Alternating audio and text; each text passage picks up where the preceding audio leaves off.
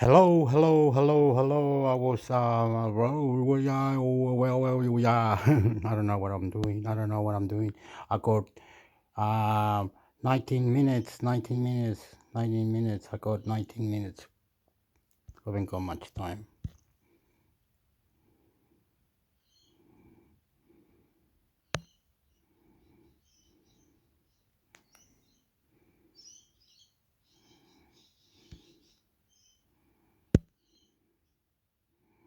Oh yeah, God. Yeah, where you are, yo, God.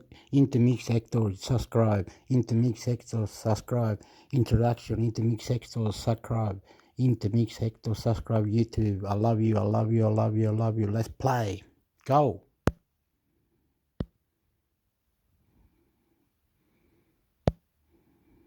Biohacking: the top 7 experts and tips for improving longevity and health. David Sinclair, the leader in biohacking, is an Australian biologist and groundbreaking professor of genetics at Harvard Medical School. He is the inventor on http://ale/member/David A. Sinclair, PhD/ more than 50 patents, 170 papers, and has been cited over 73,000 times. For us, he is the go-to researcher of all things biohacking.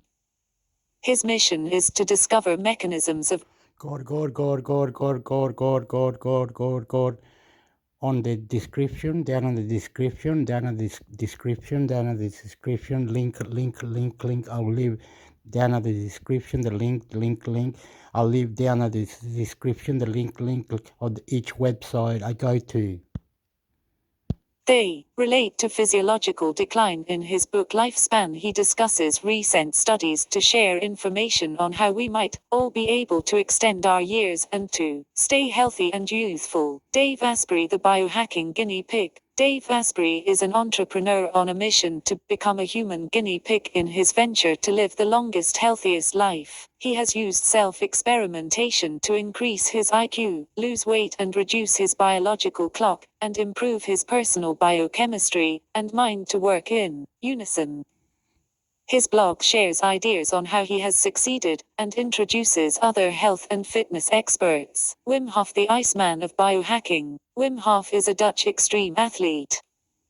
He gained the nickname of the Iceman by breaking several records relating to being exposed to extreme cold. His method teaches simple ways that you can improve your well-being with a combination of breathing and cold therapy. Although Wim takes it to the extreme, he explains how the average person can embrace his philosophies. Richard Faragher's work on resveratrol. Richard Faragher is professor of biological gerontology at the University of Brighton. He has studied the relationship between cellular senescence and aging for over 30 years.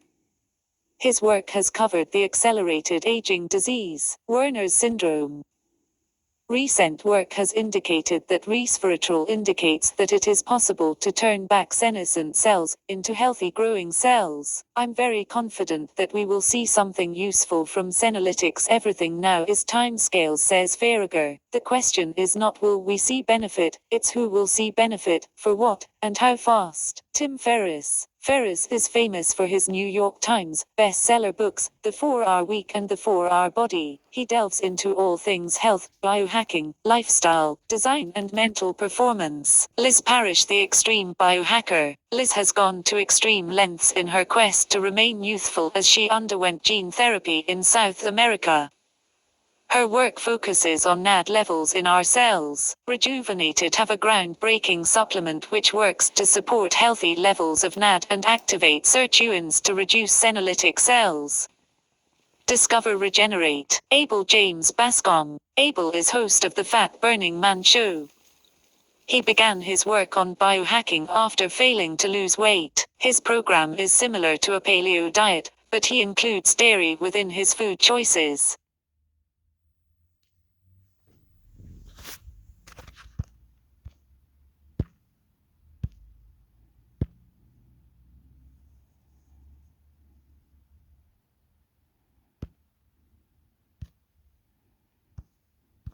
What has happened? What happened? What did I do? No, but we're on. What happened? What has happened? What has happened? Well, so I got this one. Go back to it. Google Broadcast. No. Wasn't that hector? Alright, can you get one more? This one is called like the Bobcast. And this one,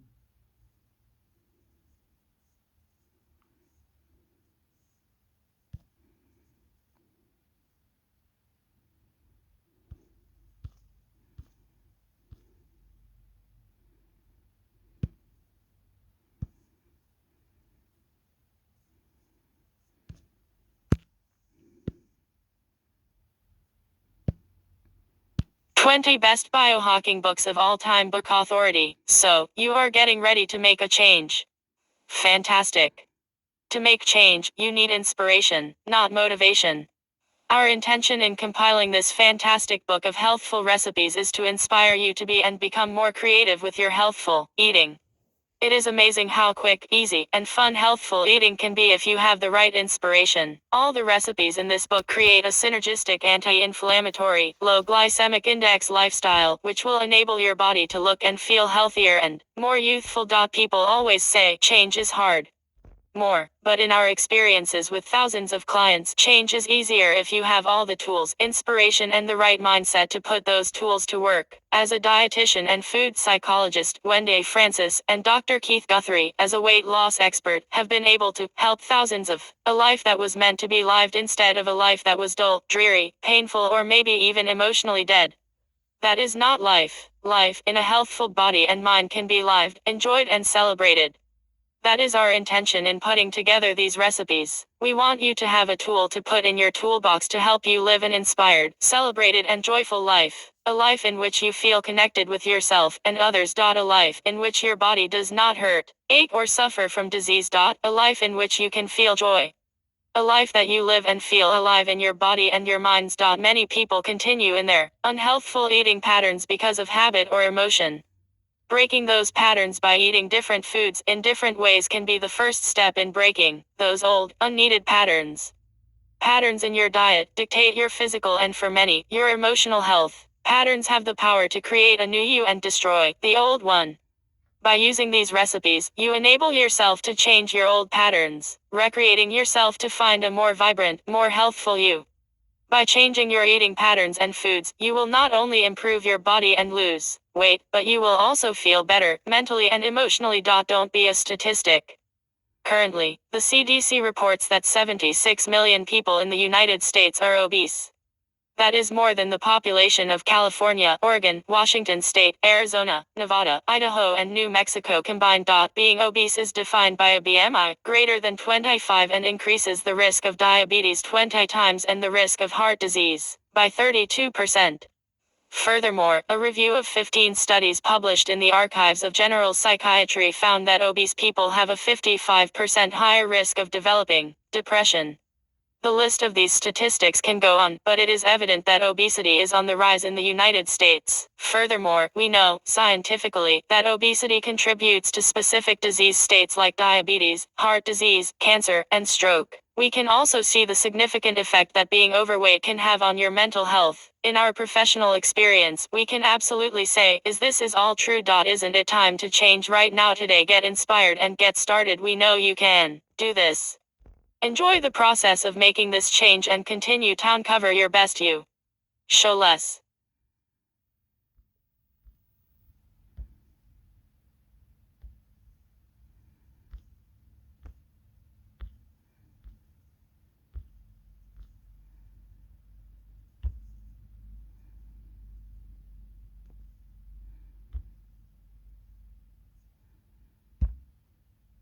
Nine ways to biohack your health span and improve longevity. Advancements in Western medicine and technology have extended the average American lifespan, but a longer lifespan doesn't always translate to an increase in healthy years. In fact, your chronological age may not accurately represent your body's biological or your inner age at all. InSid Tracker's new InnerAge 2.0 is an innovative tool that reveals your biological age, a measure of how well your body is aging internally. What's more, research shows that we have the power to slow down the aging process through certain lifestyle factors like diet, exercise, stress management, and sleep. InnerAge 2.0 doesn't just calculate your biological age, it also guides you through an action plan to biohack your overall health and longevity. This action plan combines peer-reviewed science with your blood data to deliver ultra-personalized nutrition and lifestyle recommendations. These recommendations target 1. General factors that significantly impact longevity, and 2. Specific biomarkers e.g., glucose, cholesterol, most strongly correlated with aging. Learn how we're redefining aging by understanding the research and impact behind some of our recommendations. What exactly is biohacking? Biohacking is the process of implementing scientifically driven lifestyle interventions to achieve optimal health throughout your lifespan. Biohack your longevity. If you choose to prioritize InnerAge in your action plan, you can select our new InnerAge goal. This advanced feature leads you through a science-backed action plan that incorporates recommendations targeting overall health and longevity. To determine these recommendations, we continuously scour the literature for a few key types of studies. We primarily look at large cohort studies that examine health outcomes longitudinally or over time. These studies provide insights into factors that contribute to mortality and or reduce the risk of developing age-related diseases e.g., cognitive decline, CVD, diabetes. Below are 3 recommendations you may encounter after selecting the InnerAge goal. 1. Playing brain games improves cognitive abilities. As we age, certain cognitive abilities decline, and we become more susceptible to neurodegenerative diseases like Alzheimer's and dementia. Research also indicates that cognition has an inverse association with mortality, meaning, as cognition declines, our risk of death increases. Fortunately, regularly engaging in activities that challenge memory and cognitive awareness may decrease the risk of age-related cognitive diseases and improve cognitive processing speed as we age.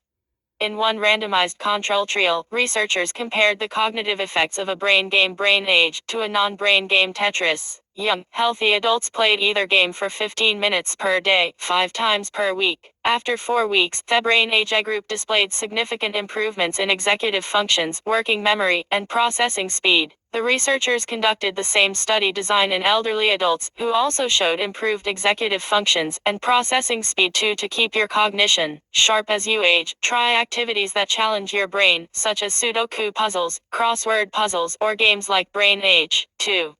Eating less red and processed meat is associated with a longer life expectancy. A plethora of research shows a strong relationship between nutrition and healthy aging, and this includes the intake of red and processed meat. One study examined the relationship between dietary protein, their sources animal versus plant-based, and the risk of mortality. After investigating the diets and death rates of over 2,000 participants, the researchers concluded that 1. A higher ratio of animal to plant protein and 2. An overall higher meat intake were both associated with an increased risk of mortality. Another 2019 study analyzed mortality rates in Seventh-day Adventists, a population that eats low to moderate amounts of meat. The results indicated that Adventists with the highest intakes of red and processed meat had a greater risk of all-cause mortality and mortality from cardiovascular disease (CVD) compared to participants who ate no meat at all. 3. Furthermore, processed meat intake is also associated with an increased risk of CVD, the number 1 cause of death in the United States. For reducing meat intake and replacing it with more plant-based proteins has been shown to reduce CVD risk and many biomarkers related to it, including cholesterol, triglycerides, and glucose 5-6. 3. Drinking coffee or green tea is associated with lower mortality. Your morning ritual may be contributing to longevity already. Both coffee and green tea are associated with a longer lifespan and a reduced risk of age-related diseases. Drinking 3 cups of coffee each day is associated with a 12 to 17% lower risk of death from all-cause when compared to people who don't regularly drink coffee. 7-8 Coffee contains many phenolic compounds e.g. chlorogenic acids, ditins, and cogwheel, best known for their antioxidant-like properties. These phenols protect your cells by slowing and preventing oxidative damage of healthy cells, a possible explanation for coffee's longevity effects. If you prefer a morning tea, consider drinking green tea. 9 Research shows that drinking 3 to 4 cups of green tea per day is associated with a 5% reduction in all-cause mortality compared to non-tea drinkers. 10-11 More recently, the study found that green tea reduced the risk of cognitive decline in older adults as tea intake increased among participants. The likelihood of showing signs of cognitive decline decreased. Like coffee, green tea also contains antioxidants, specifically the catechin pagallocatechin 3-gallate XCG. XCG can reduce cellular damage and plays a fundamental role in glucose and lipid metabolism. Of note, decaffeinated coffee and green tea still elicit antioxidant-like properties sans the jitters that caffeine may provide. Biohacking age-related biomarkers. Compared to InRage 1.0, we increased the number of biomarkers in InRage 2.0 by over 3 times, providing more personalized and accurate estimates of biological age. After establishing these updated biomarkers, our research team conducted comprehensive literature reviews covering topics on nutrition, exercise, lifestyle, and dietary supplements. And by carefully scrutinizing each study, we learned how different interventions impact each biomarker, i.e., increases, decreases, or non-significant. Combining this knowledge with your blood data, we can deliver personalized recommendations to improve any out-of-range biomarkers. Here's a glimpse of 3 examples you may encounter and the research behind each one. 4. Resveratrol supplements can reduce blood glucose, a key biomarker connected to aging. Our research and data show a strong correlation between blood glucose and age. A lower glucose level is associated with younger age and vice versa. While there are many ways to reduce glucose levels, we'll highlight one of the InRage 2.0 supplement recommendations. Take 1000 mg of resveratrol daily to improve your high glucose. Resveratrol is a polyphenol found in red wine, grapes, cocoa, peanuts, and blueberries, and has gained recent attention for its role in aging. To date, no studies have examined resveratrol's effects on lifespan in humans. However, many clinical trials demonstrate its impact on metabolic health outcomes, especially glucose. According to numerous well-designed studies, consistent supplementation of 1000 mg of resveratrol can reduce glucose levels by up to 35 mg/dl, improve insulin sensitivity, and reduce inflammatory markers in the body. 12-18. 5. Implementing intermittent fasting can help decrease elevated LDL cholesterol. It's well established that lower cholesterol levels, particularly LDL bad cholesterol, can be predictive of healthy aging, earning its place in InRage 2.019. If your LDL cholesterol levels are high, we may recommend that you consider intermittent fasting, a food pattern that cycles between periods of fasting and eating. 21 type of intermittent fasting is time-restricted feeding, which involves eating all meals and snacks within an 8 to 10 hour window and fasting for the remaining 14 to 16 hours each day. Intermittent fasting has been shown to decrease body weight, total fat mass, LDL cholesterol, and other lipid markers. 21-23. 6. Curcumin, a key component of turmeric, can reduce hsCRP inflammation levels. Research points to a connection between high inflammation levels, measured by the biomarker hsCRP, and age-related conditions, such as metabolic syndrome and diabetes. An ancient method of reducing inflammation has caught the attention of researchers. Curcumin supplementation. Curcumin is a unique polyphenol found in turmeric that has powerful properties that can reduce inflammation. Supplementation of up to 1000 mg per day can reduce inflammatory cytokines, oxidative stress, and hsCRP. 24. Biohack your cells. Scientists have proposed various theories for the reason we age, inferring that it starts in our cells and results in a gradual functional decline of the body's larger systems. Because research on cellular aging is still in its infancy, there is insufficient evidence to formulate strong recommendations for InRage 2.0 at this time. However, we are continually analyzing emerging research to ensure our recommendations represent the absolute best and newest science available. Below, you will find some examples of cutting-edge research we've been following. 7. Sulforaphane may improve mitochondrial damage caused by environmental toxins. We are constantly exposed to toxins that stress our body, from those we breathe in like benzene, common in exhaust, to those we consume in our food like pesticides. These stressors affect our bodies at the cellular level, ultimately causing damage to our mitochondria, the powerhouse of the cell, contributing to aging over time. But our bodies have a stress response pathway, known as NRF2, which controls over 200 genes responsible for anti-inflammatory and antioxidant processes. When this pathway is activated, the body suppresses inflammation, activates detoxification, and promotes antioxidants to exert their effects. In vitro studies show that a compound called sulforaphane potently activates the NRF2 pathway more than any other compound. 25 sulforaphanes, therefore, should allow us to cope with the stressors and harmful compounds we are exposed to daily. Foods high in sulforaphanes include the cruciferous vegetable family, particularly broccoli sprouts, broccoli, and Brussels sprouts. 8. Folate may increase telomere length, a factor with connections to survival and lower disease incidence. Research demonstrates an intriguing connection between folate, telomere length, and aging. Telomeres, the structures at the end of chromosomes, tend to decrease with age. Shorter telomeres are associated with lower survival and higher incidence of disease. However, dietary and lifestyle factors can impact their rate of attrition. Older individuals with healthier diets tend to have longer telomeres, while those with chronic diseases often have shorter ones. 26. What's more, folate, an essential B vitamin found in food, may play a role in protecting telomeres.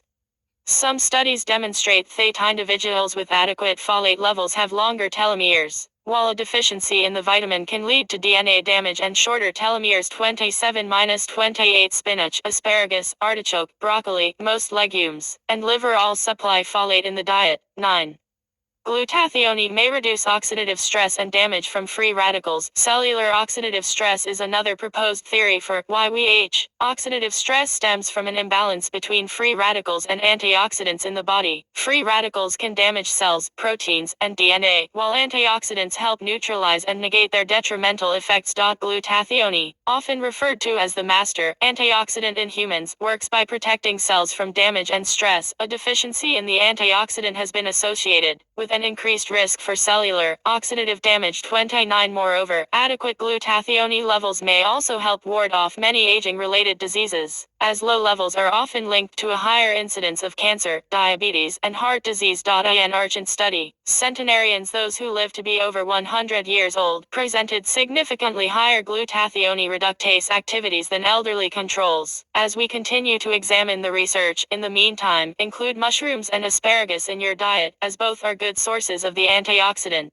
ASA of 9 ways to biohack your health span and improve longevity. InRage 2.0 combines high-quality science with blood data to deliver personalized recommendations on how to extend your health span. Playing brain games can decrease the risk of age-related cognitive diseases and improve cognitive processing speed as we age. Eating less red and processed meat and including more plant-based proteins into your diet can significantly increase longevity and markers related to chronic disease. Coffee and green tea contain antioxidants associated with longevity and can delay the progression of age-related diseases. Supplementing with resveratrol can help improve high glucose levels, a marker strongly linked to aging. Curcumin supplements can reduce hsCRP, an inflammatory biomarker that is associated with aging. Intermittent fasting is associated with reductions in cholesterol markers, namely LDL cholesterol, which contributes to aging. Emerging research suggests that sulforaphanes, folate, and glutathione may play a role in the aging process on a cellular level. Michelle Darian, MS, MPH, RD. Michelle is a nutrition specialist at Inside Tracker. As a registered dietitian, you'll find Michelle analyzing the research behind recent nutrition trends, bringing actionable food and supplement recommendations to the platform. When she's not myth-busting, Michelle can be found exploring new restaurants and getting creative in her kitchen. Diana Lee Calzi, MS, RD. Diana is a content strategist and team nutritionist at Inside Tracker. As a registered dietitian and self-proclaimed biohacker, Diana enjoys researching and testing the latest trends and technology in the field of nutrition and aging. You'll often find Diana completing a 24-hour fast, conducting self-experiments, or uncovering strategies to increase longevity. Follow her on Instagram at dietitian.diana. References: 1 https://pub.nb.nlm.nih.gov/26803665/ 2 https://pub.nlm.nih.gov/22,253,758/ 3 https://www.nlm.nih.gov/pmc/articles/pmc6,470,727/ 4 https://pub.nlm.nih.gov/20,479,151/ 5 https://pub.nlm.nih.gov/26,853,923/ 6 https://pub.nlm.nih.gov/29,618,018/ 7 https://pub.nlm.nih.gov/23,934,579/ 8 https://pub.nlm.nih.gov/29,167,102/ 9 https://pub.nlm.nih.gov/32,635,492/ 10 https://pub.nlm.nih.gov/16,968,850/ 11 https:// Will you shut up? Hell fucking hell, mate. I don't understand. Whatever. I don't know where you at. What are you trying to say? Anyway, stop. You know, if I press play, it will start again. This is ridiculous. Okay, there's different apps and different facts, different blogs, different videos, different people. Everyone's different, okay? And they're all doing good things. So these people are trying to tell you, if you eat this type of food, say raw onion, raw tomato, raw garlic, and other vegetables that you can eat raw and put it in your salad, that's like a mixed salad with garlic all put together, all raw. You're gonna eat it, and you're gonna put olive oil. You're gonna put apple cider vinegar, and you're going to mash up some ginger with it, and you're gonna have on the side mashed potatoes with a big piece of fish, like that. So if you eat like that all the time and eat your fruit in the morning, eat your cereal, your water, your coffees and your teas and your water in the morning, your fruit, your coffees and your teas and your cereal. You should be full all the time, trying to eat less lamb, less meat, because the meat needs to be like a fish, soft, good, nice, like a chicken, soft, good, nice, something. And if you cook a meat just a little bit, very well cooked meat, and make sure the meat is well spiced up with vinegar and oil and all different spices and garlic and all that in top of your meat with sauce, everything. So heaps of raw veggies with olive oil and apple cider and garlic and ginger, all put together raw. You gotta eat it raw.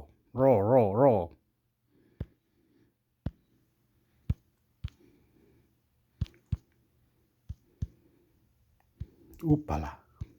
Upala, upala, upala, upala, upala, upala.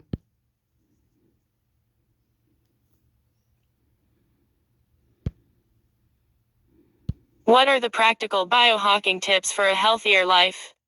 Cora, life hacks to make you the most interesting man or woman in the world. So I used to want to be liked. God. Intermixhector YouTube channel. God. Intermixhector YouTube channel. All down in the description. Link E. I love you. Intermixhector YouTube channel. Subscribe. Do. We all do. We want people to think we're cool, interesting, and fun. We want attention. Some want more personalized attention. Some want everyone to look at and listen to them. Over the years, I've become an expert at trying to become interesting. I thought that's how people would come to like me. And you know what? It worked. Interesting obviously means different things to different people, but I held this romanticized notion in my head that if I do all these random, interesting things, for some reason there would be more love from the world for me at the end of the tunnel. And there was. I've cooled off a little on this front. But it's something that I have to work through and get over because it doesn't lead to peace. But it can be a hell of a lot of fun in the meantime. 1. Are you having a good day? What's up? It's the most common question / non-question. It's terrible. It doesn't start conversations, nor does it show that you care, nor do people have to think. It's a loser. No, you have to break people out of their habitual responses. Are you having a good day? Requires a yes or no response, which can prompt a why. Why is the secret to getting closer with anyone. Other questions that break people out of habitual patterns. Anything good happened / happening today. Judgment based on emotion *. You seem underbar. What's going on / up? Just not what's up. 2. Storytelling hacks. Steve Jobs once remarked that those who truly have power in the world are storytellers. Then he started Pixar. Storytelling is probably the social skill that takes your personality, straps it to a rocket, and then blasts you to being the life of any social situation. And it's really simple. From bars to friends to dates to interviews, learning how to tell stories will change your life. 98. Love. Intermixhector. Lifestyle. Intermixhector YouTube channel. Intermixhector YouTube channel. Question. Love you. 98% of people's stories can be improved with character development. I'm talking recognizing who is important in your story and building up their personalities. How were they feeling? What are they like? Act them out. Shamelessly. Be loud. Be soft. Use gestures. Act and describe characters. 3. Want to be funnier? Watch stand-up comedy. You will start talking, gesturing, and even thinking like your favorite stand-up comedians. I personally went from being an incredibly shy person to becoming a sort of class clown. In 2 months. Seriously, I watched comedy every day and it wore off on me. This is sort of like the you are the 5 people you spend the most time with rule, except you decide who you spend time with. It's genius, trust me. 4. Set cues to smile through your day. Arriving to work? Make sure you smile when you walk in. Visualize walking through the door and grinning. Lunch finished? Same thing. This will not only make you happier, but will make everyone around you happier, which will make you happier, and will start a perpetual cycle of positive emotions that will waterfall over your smiling face every day. You should do this at least 3 times a day. 5. Give yourself 1/3 of the time to finish most tasks. You are far more capable than you give yourself credit.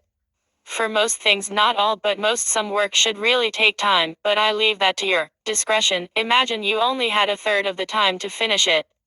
Make that time real. Really feel it. You will watch your creativity, insightfulness, and concentration triple within minutes, because you have to get this done, right? If you don't make it feeling real, then you won't reap the benefits from this no matter how hard you try. So it's important to really feel, really believe, and realize the idea in your head that you must finish in 1/3 of the time. Creatives need deadlines. It makes them more creative. 6. Meditate in everything you do. Meditate, yes. But be lost in the things you do. And I literally mean take pleasure in washing dishes. Focus on the thing you are doing. Don't think about what you have to do or how far away you are. This allows you to be fearless. This might sound stupid, but yesterday I did 1,000 push-ups for the 20x your potential challenge link. I meditated for almost the entire thing. I didn't do 1,000 push-ups. I did 50x 20 push-ups. And it worked. I did 1,000. It didn't seem crazy when it was happening, only looking back. Do you think LeBron James thinks in the act of throwing down a dunk, damn, it's crazy that I can jump this high. I wonder if I'll be on ESPN tonight? No. He thinks it's seconds after. Not while doing. Meditate in everything. Take leaps. Watch what you can do. 7. Order spicier food, or food that you don't recognize the name of. 8. Walk, bike, or hitchhike wherever you need to go. I just traveled like this around France by myself for the holidays.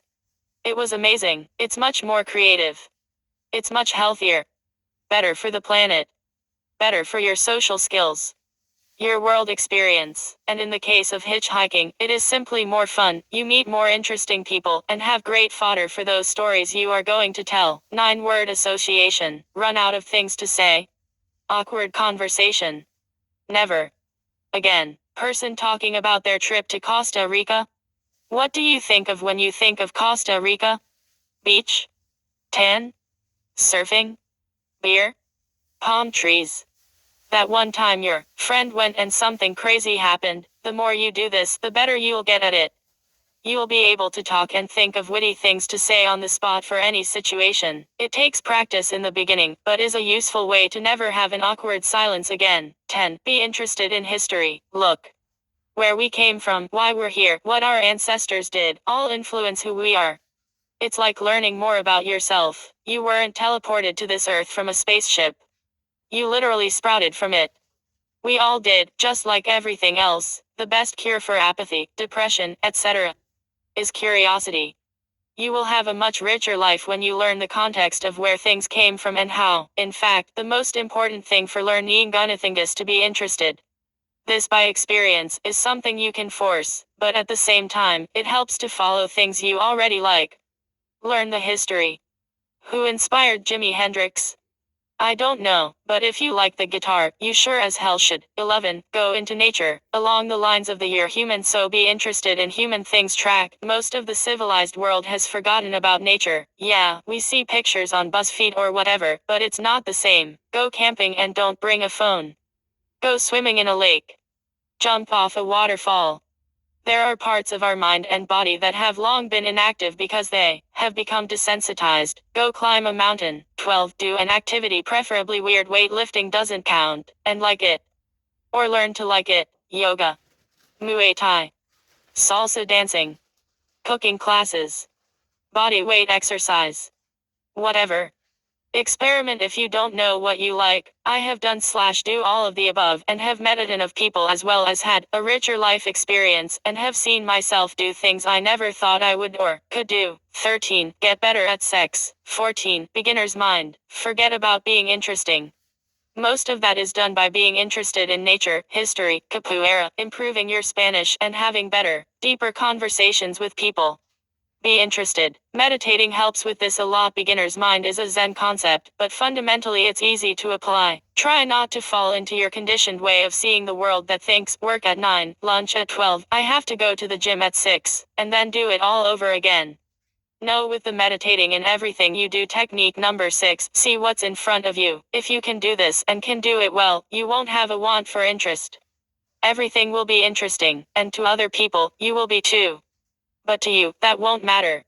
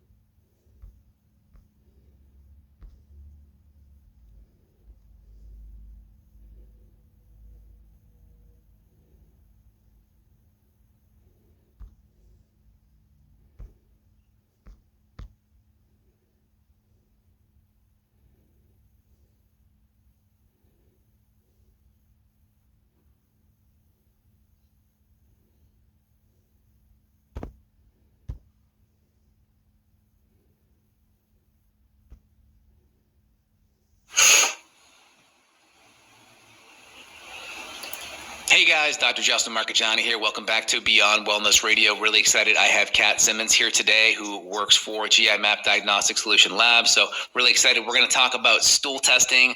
We'll talk about microbiota imbalance, everything gut related. We're going to try to get to the root cause so you guys walk away with some great actionable information. Kat, welcome to the podcast. How you doing? I'm good. Happy Friday. Thank you for having me. Happy Cinco de Mayo. Yeah, I forgot. Absolutely. Haven't seen him out. Very cool. Well, nice to meet you here over the video. This is great. So tell me a little bit more about you and your background. I know we chatted earlier. You're a dietitian by training, a lot of functional medicine training. How did you get into this field coming from conventional dietitian land, which is, a lot of times the food pyramid, lots of servings of grains, kind of an inflammatory type of diet. How did you take that U-turn, so to speak, and get into the functional medicine world? Yeah, I went through kind of a traditional dietetics educational path, mainly because I was interested in how nutrition fuels our body and makes us function. I started in kind of the sport performance nutrition world and kind of thought that that's what I wanted to do. Nutrition biochemistry is not going anywhere. It's foundation. So I also have a physiology background.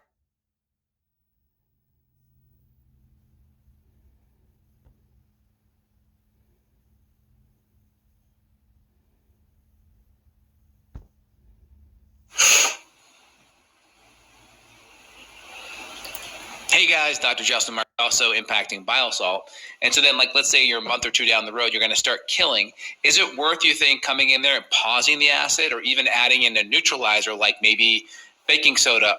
Or about H. pylori, or just not understood, is that H. pylori, obviously it's associated with gastritis. It's an upper GI organism. Mm-hmm. If it has a lot of virulence, it can be associated with, the scary things we think about, the peptic ulcer going on in the US don't get that high.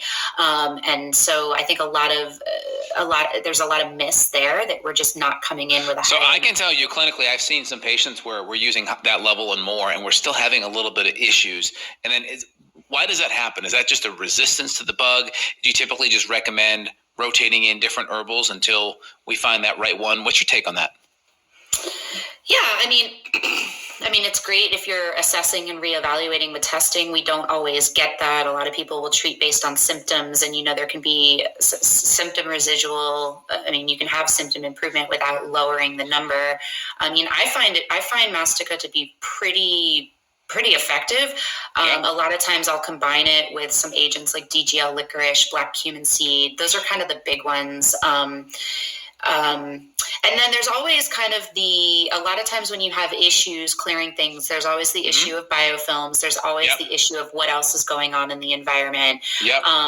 There's also this whole question about stomach acid and whether or not, so kind of the mechanism here for anyone who doesn't know is one of the misunderstood things about H. pylori, or just not understood, is that H. pylori, obviously it's associated with gastritis. It's an upper GI organism. Why is that? These are our defenses, right? And if your defenses are down and you're exposed to these microorganisms, then your gut is more susceptible, right? So it's just very, very profound patterns that we see time and time again. That's very cool. And so clinically, when we look at a lot of these things, obviously Giardia, that's a parasite that can have a big impact. Some of these foodborne kind of illnesses, that these could be transient, but they could still be a stressor in the gut like C. diff.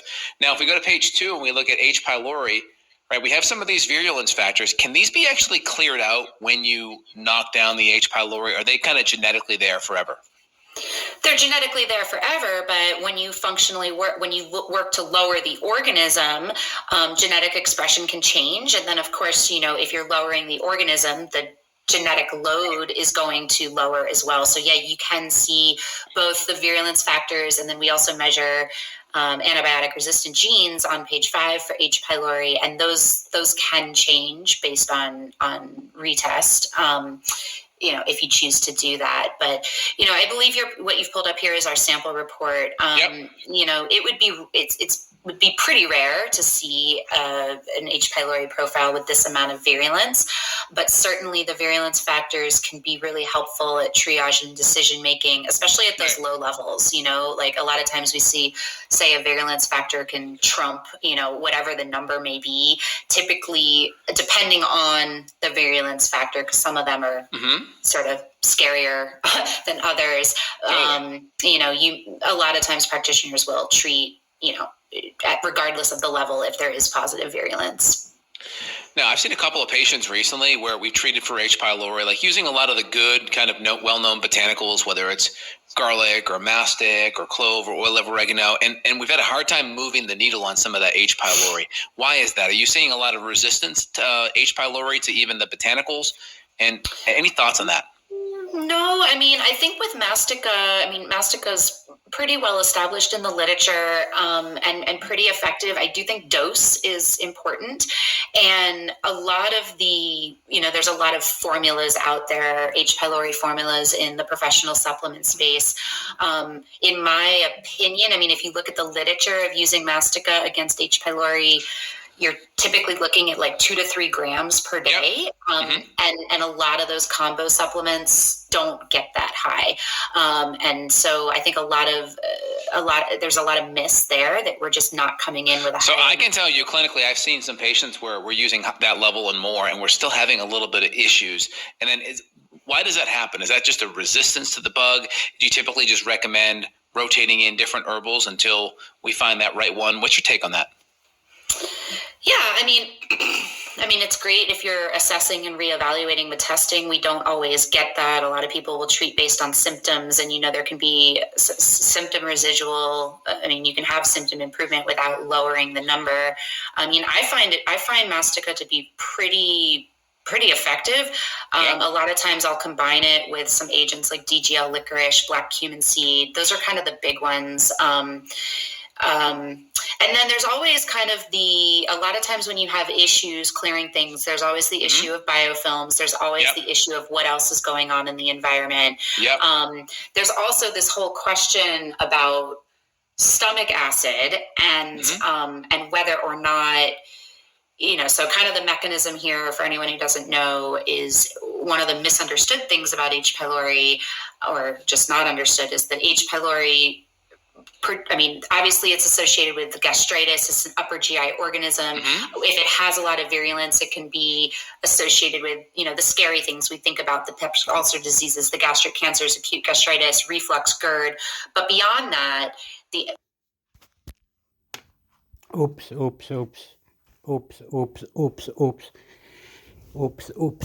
Intermixhector.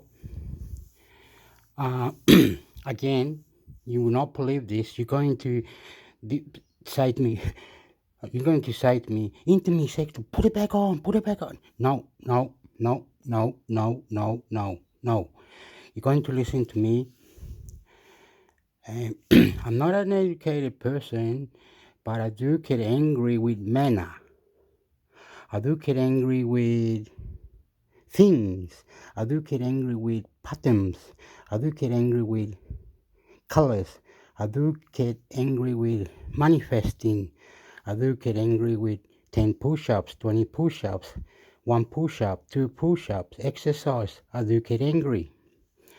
I do get angry looking at you suffocating, killing, destroying yourself. I hate that. I see pictures, African kids. I see my mother telling me crazy, stupid things about kids, family. How it's the lady wanted a baby, and now look. No, I hate it. People losing out. I hate it. I see these pictures. I see these things. I see this drawing. I see this. Yeah, it's no good. It's out of control. Right. Forget it. I hate a lot of things. You know that. I hate. I am talking very low because my neighbor and everybody else outside, the police, the criminal, karate, punch up, extraterrestrial punch up, extra technology punch up, puro punch up, Viagra, BT, Amazon, Tia, Tio, Te, Cafe. Okay.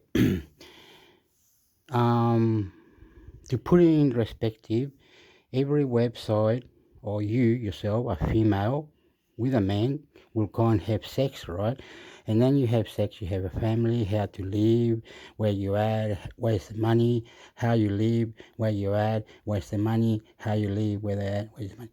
Living in the MSV or people that you're around with, living in the MSV where you people all around, feeling extraordinary, buying the right medicine from the website, strong medicine that your pharmacy doesn't have. Your pharmacy doesn't have this medication.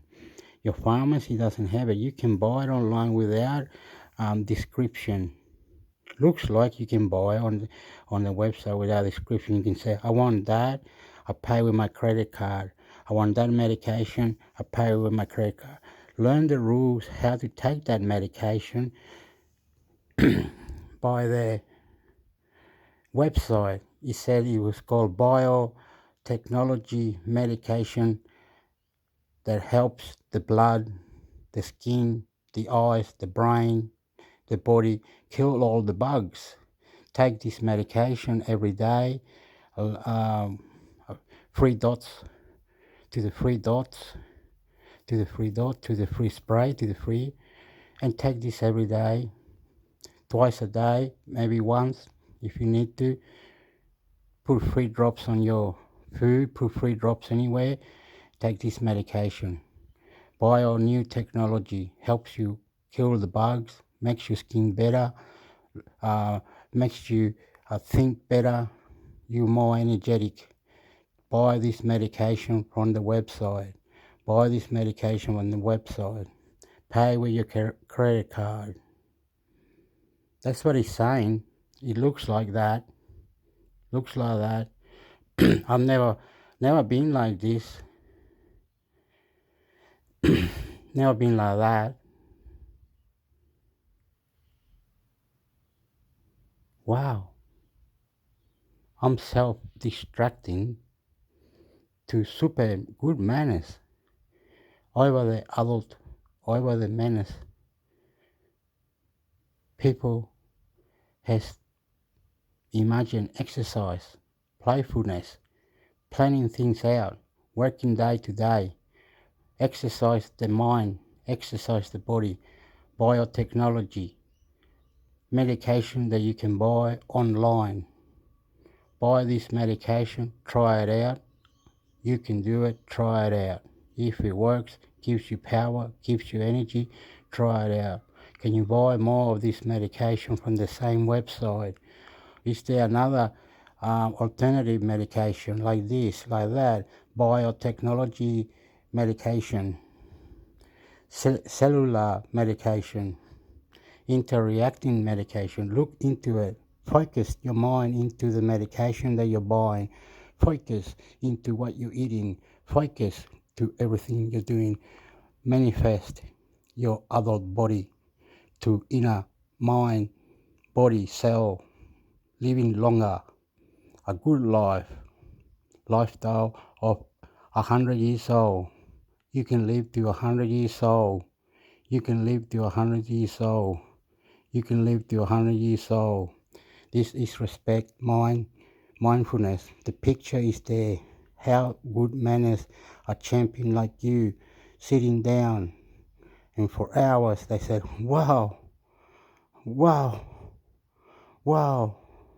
I feel you, brother. I feel you, sister. Let's pray to God now. Let's pray to God. We're champion. We're champion. We're champion. We're doing the best of medication that I buy from the internet. Internet medication is the best.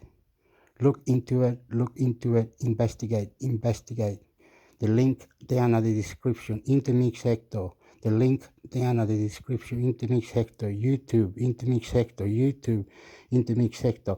I'm for life, everything. You will come intermixhector YouTube channel. You will see, you will know. blah, blah, yo. If I see, I know, I'll get it for you, the medication. What are the method? What is it called? Where is it from? We'll get right into that medication and where was it, how is it, why they're talking about it, where, whatever. Do you have to go back? But then, okay, you have to come, I have to go back, look. You have to come to Beyond Wilderness Radio, Player FM. Player FM, you gotta put Player FM and look at, you can download it somehow. There's a way of downloading it. There, you can download it. You can download it. I don't know how. Okay, so you go back. Okay, we gotta go to that person. Go back.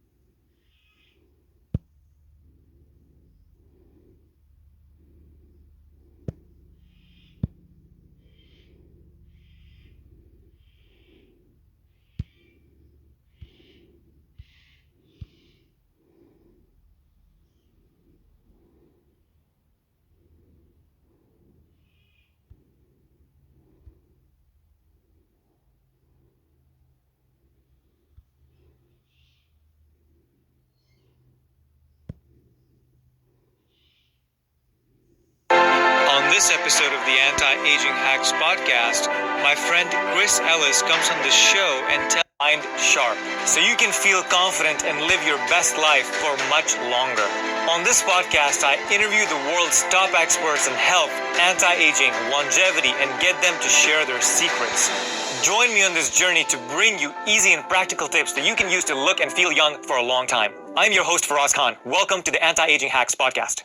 Are you looking to get thicker, fuller, and stronger hair naturally without using any hormones or drugs? After years of painstaking research, we've created a 100% natural hair wellness system called Fully Vital. I've been using it to keep my hair thick and healthy. See how it works and how you can use it to get thicker and healthier hair as well at fullyvital.com and use code ANTIAGINGHACKS for 15% off your purchase.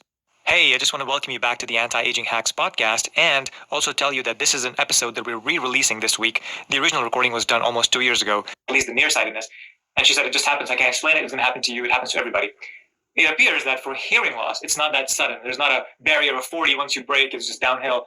It looks like, and I don't know this, but I want your input. Is it more gradual over time? It's absolutely gradual, and that's why a lot of people don't know it's an issue until it's an issue, until it's a problem. It's you're having a little bit more difficult time, but then it's, oh.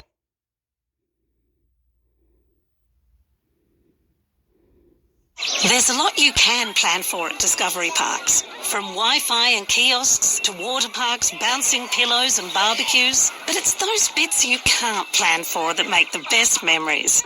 Like when Simon convinced his brother that chili meant tomato in French, Tom still triple checks the bottle before sourcing a snag. It never gets old. The best bits can't be planned at Discovery Parks Lane Cove. Book your holiday today. discoveryholidayparks.com.au. Hello, today I'm going to share with you my 5 simple steps to stay lean and look toned without spending any money. I noticed a few weeks ago that I was starting to gain a little bit of weight around my midsection, which I didn't like. I was embarrassed by it. And so I decided to get back on the routine of things that I know that have worked for me in the past that I want to do again that can help me shed those pounds and help me look toned pretty quickly. So here are the 5 steps that I use every single morning to stay toned and look healthy.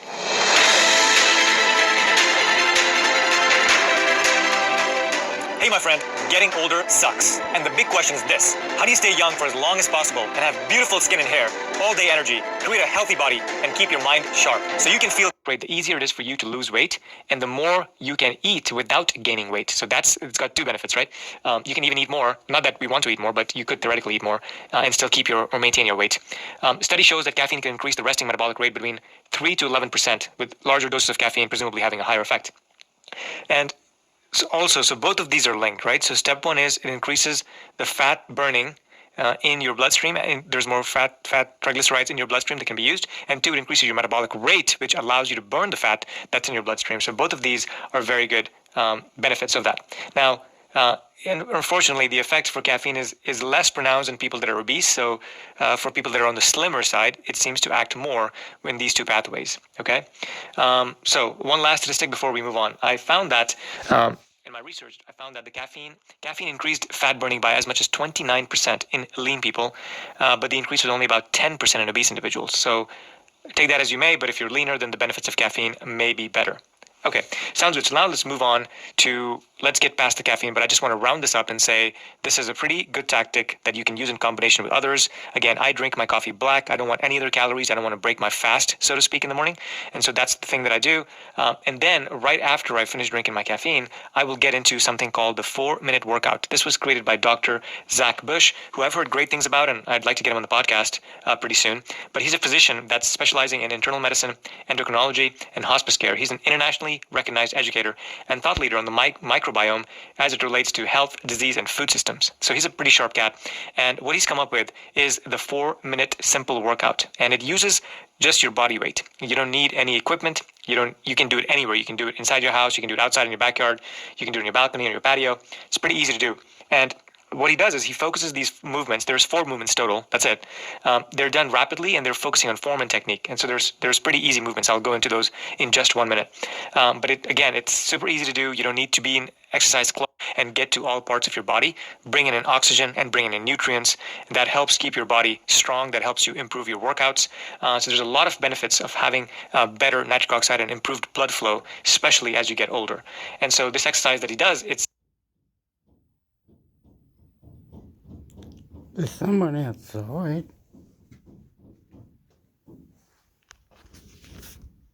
Look at that. I can hear knocks it back.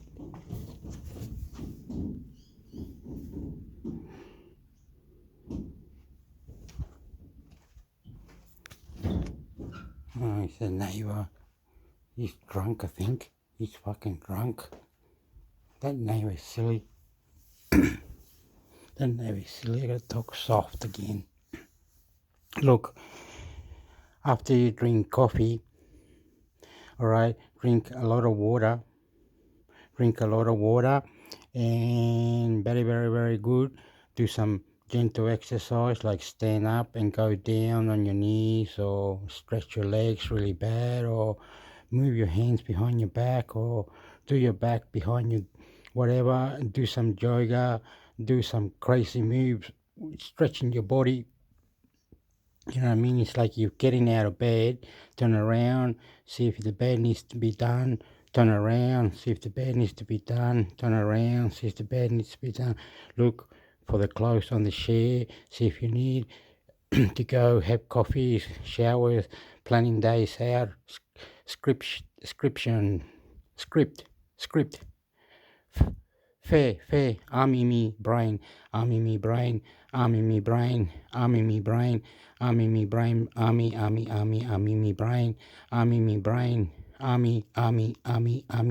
intermixhector YouTube channel, intermixhector YouTube channel, another God, different God. Let's go. Wow, what have I done? Wow, what have I done? Wow, what have I done? Wow, what have I done? No, what have I done? Wow, what have I done? Wow, what have I done? Whoa.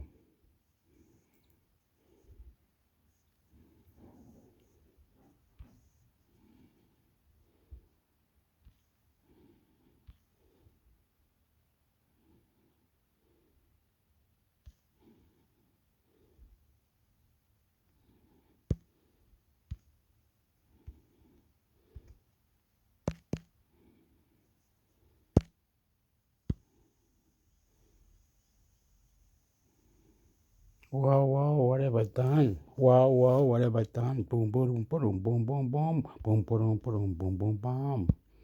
God. What have I done? 3 independent proofs that quantum fields carry energy. Big think. One of the biggest questions that appears right at the intersection of physics and philosophy is as simple as it is puzzling. What is real? Is reality simply described by the particles that exist atop a background of spacetime described by general relativity? Is it fundamentally wrong to describe these entities as particles, and must we consider them as some sort of hybrid wave/particle/probability function, a more complete description of each quantum in our reality? Or are there fields, fundamentally, that underpin all of existence, where the quanta that we typically interact with are simply examples of excitations of those fields? When quantum mechanics arrived on the scene, it brought with it the realization that quantities that were previously thought to be well defined, like the position and momentum of a particle, its energy and location in time, and its angular momentum in each of the 3 spatial dimensions that we have, could no longer be assigned values, only a probability distribution for what values they could take on. Although this weirdness, on its own, brought about many arguments over the nature of reality, things would soon get even weirder with the introduction of quantum fields. For generations, physicists argued whether those quantum fields were actually real, or whether they were simply calculational tools. Nearly a full century later, we're certain that they're real for one unambiguous reason: they carry energy. Here's how we found out. Quantum field theory came about because of an inconsistency in quantum mechanics as it was originally understood. Instead of having physical properties like position and momentum simply be quantities that were inherent properties of a particle that possessed them, quantum mechanics allowed us to understand that measuring one inherently induced an uncertainty in the other. We could no longer treat them as properties but rather as quantum mechanical operators, where we could only know what the probability of the set of possible outcomes could be. For something like position and momentum, those probability distributions would have a time dependence. The positions you add be likely to measure, or the momenta that you add infer a particle possessed would change and evolve with time. But this ran into another problem that we couldn't avoid. Once we understood Einstein's theory of relativity, the notion of time is different for observers in different reference frames. The laws of physics must be relativistically invariant, giving the same answers regardless of where you are and how fast and in what direction you're moving. The problem is that old-school quantum mechanics, like that described by the Schrödinger equation, yields different predictions for observers in different reference frames. It's not relativistically invariant. It took years of development before the first equations that described the quantum behavior of matter in a relativistically invariant manner were written down, including the Klein-Bordin equation, which applied to spin-zero particles, the Dirac equation, which applies to spin-1/2 particles like electrons, and the Proca equation, which applies to spin-1 particles like photons. Classically, you had described the fields like electric and magnetic fields that each particle generates, and then each quantum would interact with those fields. But what do you do when each field-generating particle has inherently uncertain properties to it, like position and momentum? You can't simply treat the electric field generated by this wave-like, spread-out electron as coming from a single point, and obeying the classical laws of Maxwell's equations. This was what compelled us to advance from simple quantum mechanics to quantum field theory, which didn't just promote certain physical properties to being quantum operators, but promoted the fields themselves to being quantum operators. With quantum field theory, an enormous number of already observed phenomena finally made sense, as having field operators in addition to particle operators like position and momentum allowed us to explain particle-antiparticle creation and annihilation, radioactive decays, quantum corrections to the electrons and muons, magnetic moments, and much more. But were these quantum fields just a mathematical description of the particles that truly made up our reality, or were they actually real themselves? One way to answer this question about whether something is real or not is to ask what you can do with it. Sure, we can't measure the underlying fields themselves, but if we can do things like extract energy from them, use them to perform work, i.e., to move masses a certain distance through the application of a force, or coax them into a configuration where they result in a definitive, observable signature that's unique to quantum field theory, that can prove their realness. As of early 2023, we already have 3 independent empirical, experimental proofs that quantum fields are, in fact, very real. 1. The Casimir effect. In theory, there are quantum fields of all types, from the electromagnetic, weak, and strong nuclear forces permeating all of space. One way to visualize this field is to imagine a series of quantum fluctuations, or waves, of all different possible wavelengths. Normally, in empty space, these wavelengths can take on any value, and do what we call the zero-point energy of space, or the ground state of empty space, arises from the sum of all possible contributions. However, you can imagine setting up barriers that restrict what sorts of waves and wavelengths are possible in a given region of space. In physics, we generally call these constraints boundary conditions, and they enable us to control all sorts of electromagnetic phenomena, including radio and television signals. In 1948, physicist Hendrik Casimir realized that if one were to set up a configuration where two parallel conducting plates were held very close to one another, the allowable wave modes from outside the plates would be infinite, while inside the plates, only a subset of modes would be allowed. As a result, purely as an effect of the quantum fields between them, there would be a difference in the inward and outward forces acting on the plates, with the specific force dependent on the exact configuration. While it was generally accepted that the Casimir effect should exist, it turned out to be incredibly difficult to measure. Thankfully, 49 years after Casimir proposed it, experiments finally caught up. In 1997, Steve Lamoureux devised an experiment that leveraged a single flat plate and a section of an extremely large sphere to both calculate and measure the Casimir effect between them. Lo and behold, the experimental results agreed with the theoretical predictions to greater than 95% precision, with only a small error and uncertainty involved. Since the dawn of the 2000s, the Casimir effect has been measured directly between parallel plates, and an integrated silicon chip has even been demonstrated to measure the Casimir force between even complex geometries. If quantum fields weren't real, this very real effect would exist without explanation. 2. Vacuum birefringence. In regions with very strong magnetic fields, empty space itself, despite not being made of anything physical, should become magnetized, as the quantum fields in that region of space will feel the effect of the external field. In the real universe, pulsars actually provide this natural laboratory, generating magnetic fields that are several billions of times greater than even the strongest electromagnets we've created in labs on Earth.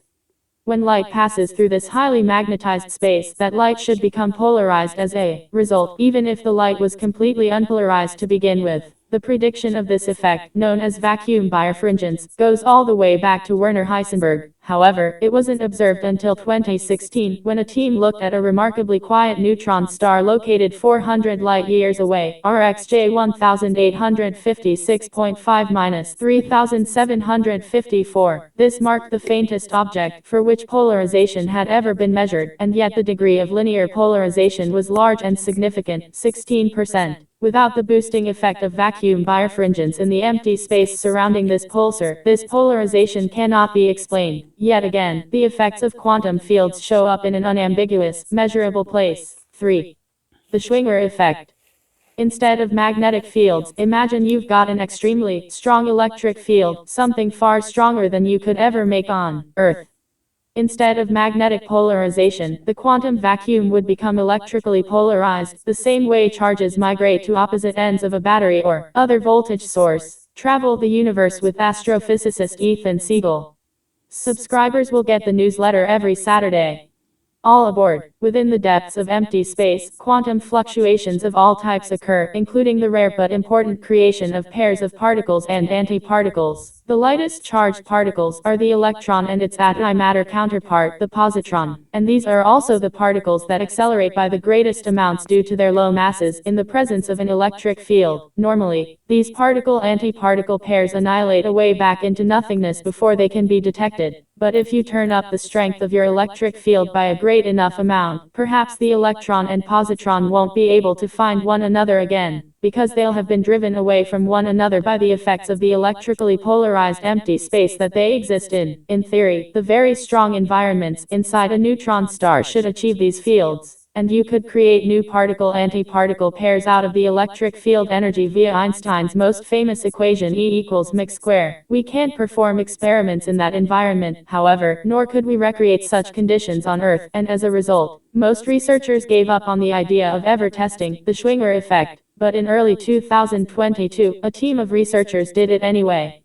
By leveraging a graphene-based structure known as a super-lattice where multiple layers of materials create periodic structures, the authors of this study applied an electric field and induced the spontaneous creation of electrons and holes, which are the condensed matter analog of positrons, at the cost of stealing energy from the underlying applied electric field. The only way to explain the observed currents were with this additional process of spontaneous production of electrons and holes, and the details of the process agreed with Schwinger's predictions from all the way back in 1951. Of course, one could argue that quantum fields needed to be real from the very start, since the first observation of Thelam shift back in 1947. Electrons in the 2 seconds orbital of hydrogen occupy a very slightly different energy level than electrons in the 2p orbital, which did not arise even in relativistic quantum mechanics. The Lamb-Rutherford experiment revealed it even before the first modern quantum field theory. Quantum electrodynamics was developed by Schwinger, Feynman, Tominaga and others. Still, there's something quite special about predicting an effect before it's observed, rather than explaining an already observed effect after the fact, which is why the other three phenomena stand apart from the initial impetus for formulating a quantum field theory. One possible connection to the larger universe is the fact that the observed effect of dark energy, which causes the accelerated expansion of the universe, behaves identically to what we would expect if there were a small but positive, non-zero value to the zero-point energy of empty space. As of 2023, this is still speculation, as calculating the zero-point energy of space is beyond the present capability of physicists. Nevertheless, quantum fields must be considered real, as they carry energy and have both calculable and measurable effects on the light and matter within the universe.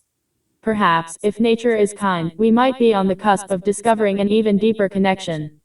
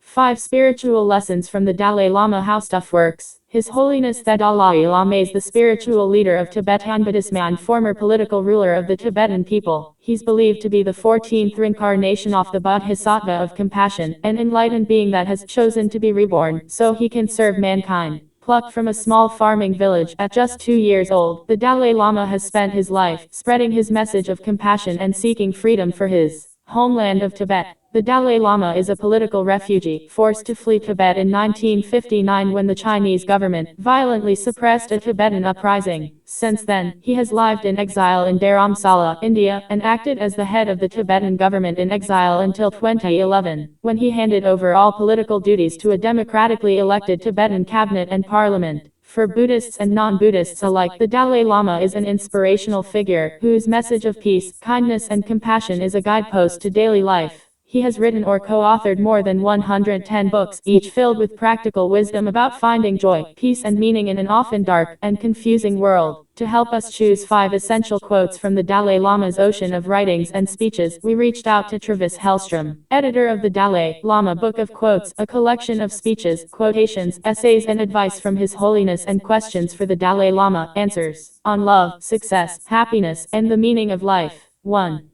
I always consider myself first and foremost to be a monk. A Buddhist monk.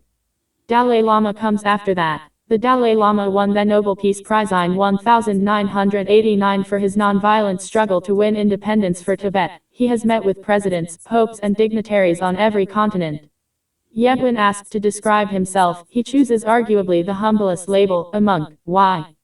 Hellstrom thinks it's because so much of what the Dalai Lama represents and how he lives his life is rooted in his daily practices of meditation, study and prayer, a spiritual routine shared by all Buddhist monks. The Dalai Lama travels extensively, but when he's home in Dharamsala he keeps monk hours. He wakes up at 3 a.m., showers, and sits in prayer and meditation until 5 a.m. when he has a light breakfast, and listens to the BBC World News. From 6 to 9 a.m., it's more prayer and meditation. When his workday is over, the Dalai Lama has tea at 5 p.m., followed by evening prayer and meditation and then bedtime at 7 p.m. The Dalai Lama says that he relies on this monastic spiritual practice to keep his mind focused and to direct his actions. I myself am a Buddhist monk, said at the Global Buddhist Congregation in 2011. Every morning, as soon as I wake up, I remember Buddha and recite some of Buddha's teachings, sort of shaping my mind. Then the rest of my day, I should spend according to those principles, being honest, truthful, compassionate, peaceful, non-violent. There's power in understanding that the warmth and compassion exuded by the Dalai Lama doesn't come naturally, but is a product of decades of daily mindful practice. Every day, he prepares himself mentally to be the kind of presence that everyone's expecting 100% present, focused and ready to be as compassionate and kind as he can be, no matter what happens, Hellstrom says. Bonus quote, I speak to you as just another human being, as a simple monk. If you find what I say useful, then I hope you will try to practice it, too. I believe that the purpose of life is to be happy. Buddhism has an interesting take on happiness.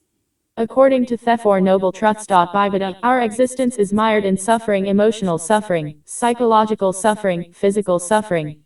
The only way to free yourself from this suffering and obtain happiness is by ridding yourself of the source of all suffering, which is desire and attachment. Easy, right? Hardly.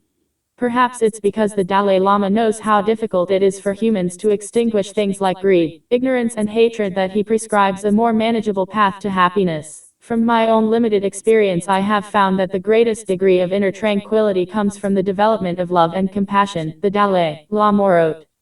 The more we care for the happiness of others, the greater our own sense of well-being becomes. Cultivating a close, warm-hearted feeling for others automatically puts the mind at ease. This helps remove whatever fears or insecurities we may have and gives us the strength to cope with any obstacles we encounter. It is the ultimate source of success in life. While the Dalai Lama recognizes that genuine happiness comes from within and is a product of a calm and compassionate mind, he also recognizes the infectious power of a smile, a hug, or even a joke to spark that happiness in others. Even though he's experienced more than his fair share of suffering, the Dalai Lama models a type of lightheartedness and kindness that's very powerful for people and very moving, Hellstrom says.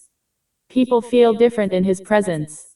It's the reason he draws stadiums full of people who want to see him. To me that speaks to his life cultivating presence and his care for other people. Bonus quote, life's purpose of happiness can be gained only if people cultivate the basic human values of compassion, caring and forgiveness. 3. My religion is very simple. My religion is kindness. The Dalai Lama is the spiritual leader of Tibetan Buddhism and a learned scholar of Buddhist philosophy and practice. Yet when he writes books and delivers speeches, you seldom hear him say, Buddhism teaches this.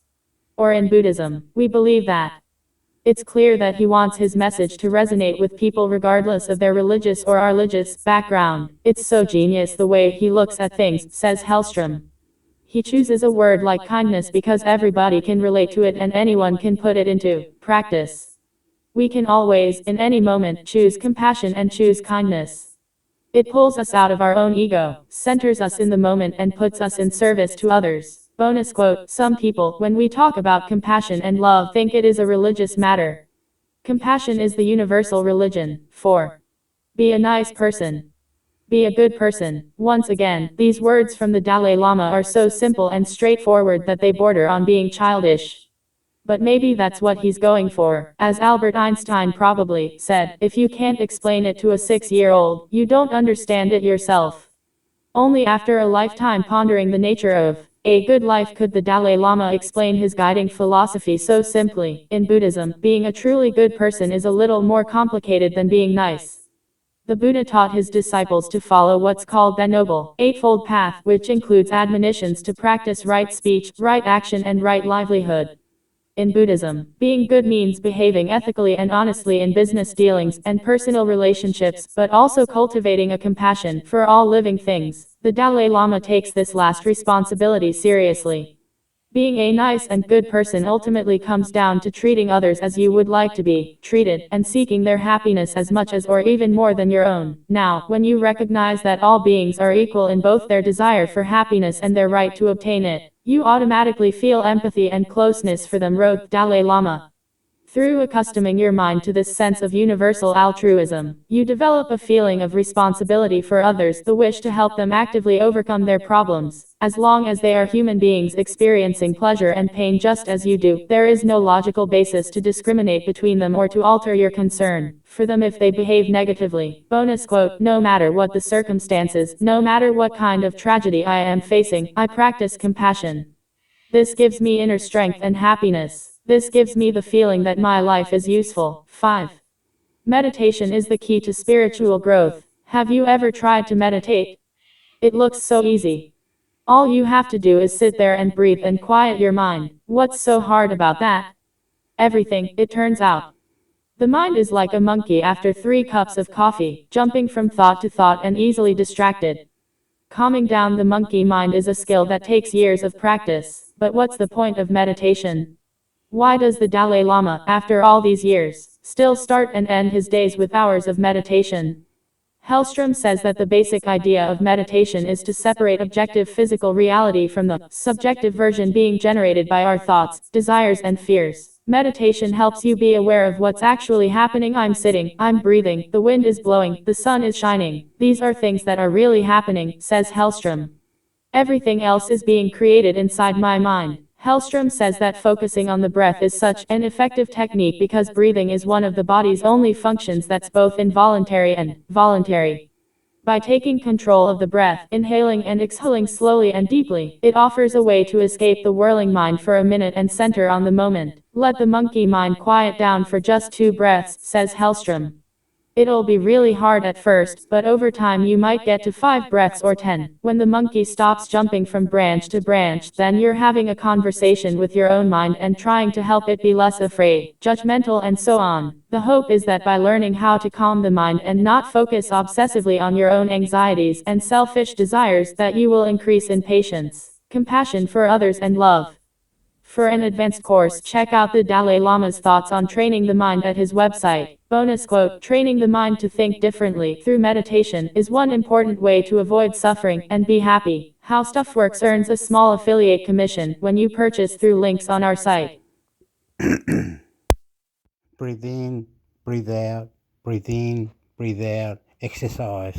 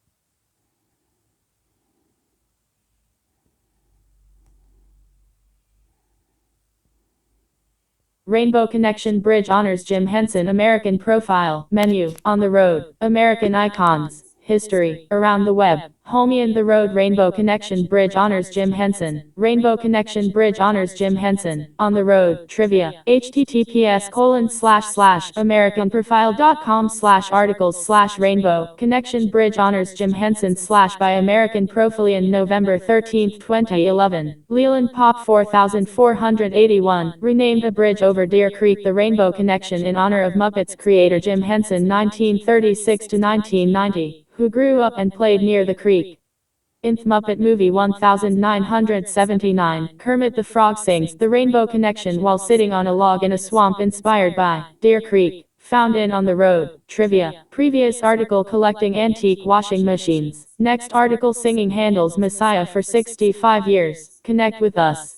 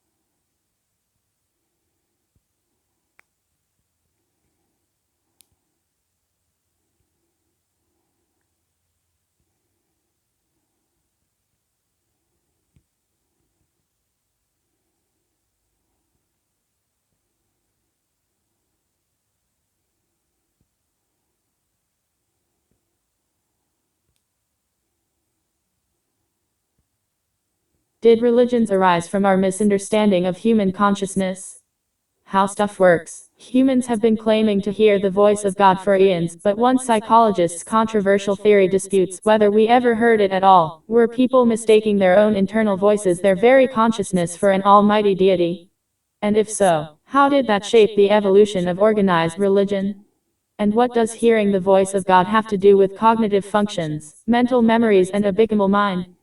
That's what Matt Frederick, Ben Bolin, and Noel Brown talk about in this episode of Stuff to Blow Your Mind with guest host Joe McCormick of the podcast Stuff to Blow Your Mind. Recently popularized by H. Bo's Westworld, the theory of a bicameral mind was written in 1976 by psychologist Julian Jaynes in his book The Origin of Consciousness in the Breakdown of the Bicameral Mind. He posits that human consciousness is only about 3,000 years old. Before humans mastered language, meaning we understood metaphors, comparisons, and differences of perspective, we didn't have what we recognize today as basic consciousness, or the ability to self-reflect. Instead, Jane says thoughts occurred to us, and we obeyed the thoughts without question, believing that we were receiving orders from some higher authority. Jane points to Homer's Iliad and Odyssey poems as evidence. Characters in the earlier Iliad had no introspection, no tendency to ask why. The heroes in the story were told what to do, and simply did it. Later, in the Odyssey, critical thinking is apparent in the story, with Odysseus and other characters reflecting on their actions, and the consequences of doing them. James argues that what was really happening was the two hemispheres of the brain communicating. The areas of brain that deal with processing language reside in the left hemisphere. When the left side of the brain talks to the right side, it presents information as an auditory hallucination, making us think we hear a little voice telling us what to do. Now that we have a higher grasp on consciousness, we understand that that little voice actually belongs to us. But at one time, we thought we were literally hearing commands from on high. Until we knew that these voices weren't from any gods, we felt abandoned by them. James feels that this accounts for the rise of organized religions. Humans felt the need for righteous interpreters to speak to and for the gods, since we could no longer do it ourselves. There's plenty to debate behind this hypothesis. After all, it's hard to base an entire scientific theory on a couple of old poems by Homer. Some point out that this idea is also ethnocentric, based entirely on the formation of the English language. But many others believe that it was the lightning bolt to understanding human consciousness and how it has changed our species. So is hearing voices the product of the evolution from a bicameral mind, or not? And how does schizophrenia fit into this theory? Hear what Matt, Ben, Noel, and Joe think in this fascinating podcast.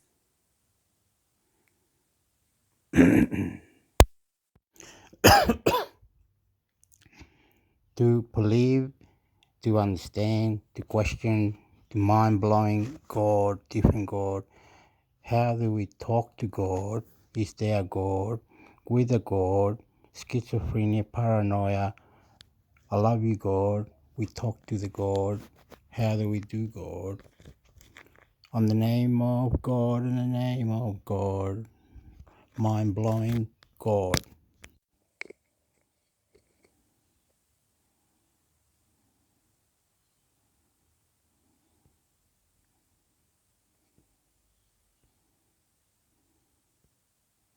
12 of the most mind-blowing scientific theories ever conceived. How stuff works. As much as we might like to think that our collective knowledge has unlocked most of the mysteries of the universe, we've really only got a hold on a tiny fraction of the knowledge required to fully understand it all, and it's a weak hold at best. But every once in a while a new theory comes along that completely upends everything we thought we knew and sends us down a new path that just might hold the key to all our unanswered questions.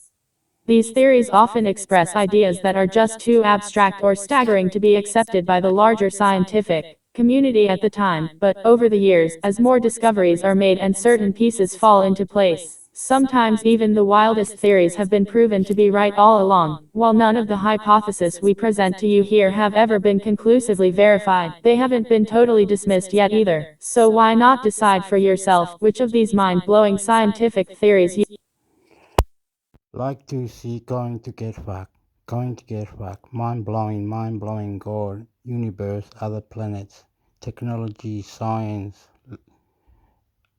manifesting other planet, living in another planet, spaceship, technology, new medication, mind-blowing, living in another 3D planet, extraterrestrial, mind-blowing.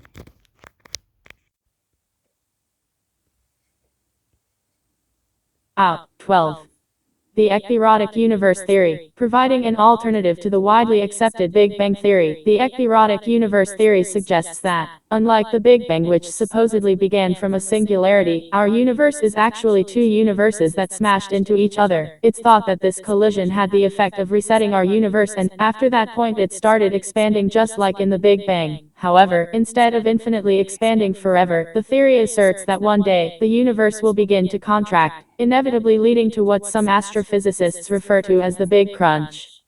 Then, all the speed and energy involved in the Big Crunch then creates another, monumental collision, which results in the universe being reset again, so the cycle can repeat itself for all eternity. http://aminopes.com/page/science/12277,712/ectherotic universe source aminopes.com. 11. The existence of white holes. Everyone knows about black holes, and how their immense gravity sucks in everything around them, including light. But what about white holes? Theoretically, they're the exact opposite of a black hole, and instead of sucking in matter they spit it out. But scientists have never Mindfulness, extra terrestrial. Mindfulness, medication, God, Jesus Christ. Can we make the humans? Can we mind? Manifest. God, sex, or female, male. Sport, exercise our mind.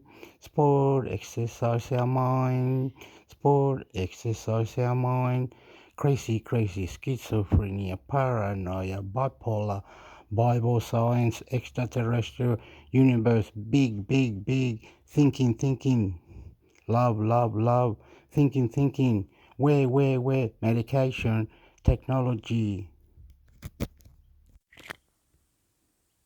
observed one likely because they would only exist in extremely hypothetical situations, so it's unclear if a white hole would function like the tail end of a black hole, a wormhole, or something else entirely. If a white hole really were spewing out matter that was sucked into a black hole, that matter would have to avoid merging with the singularity and somehow be preserved.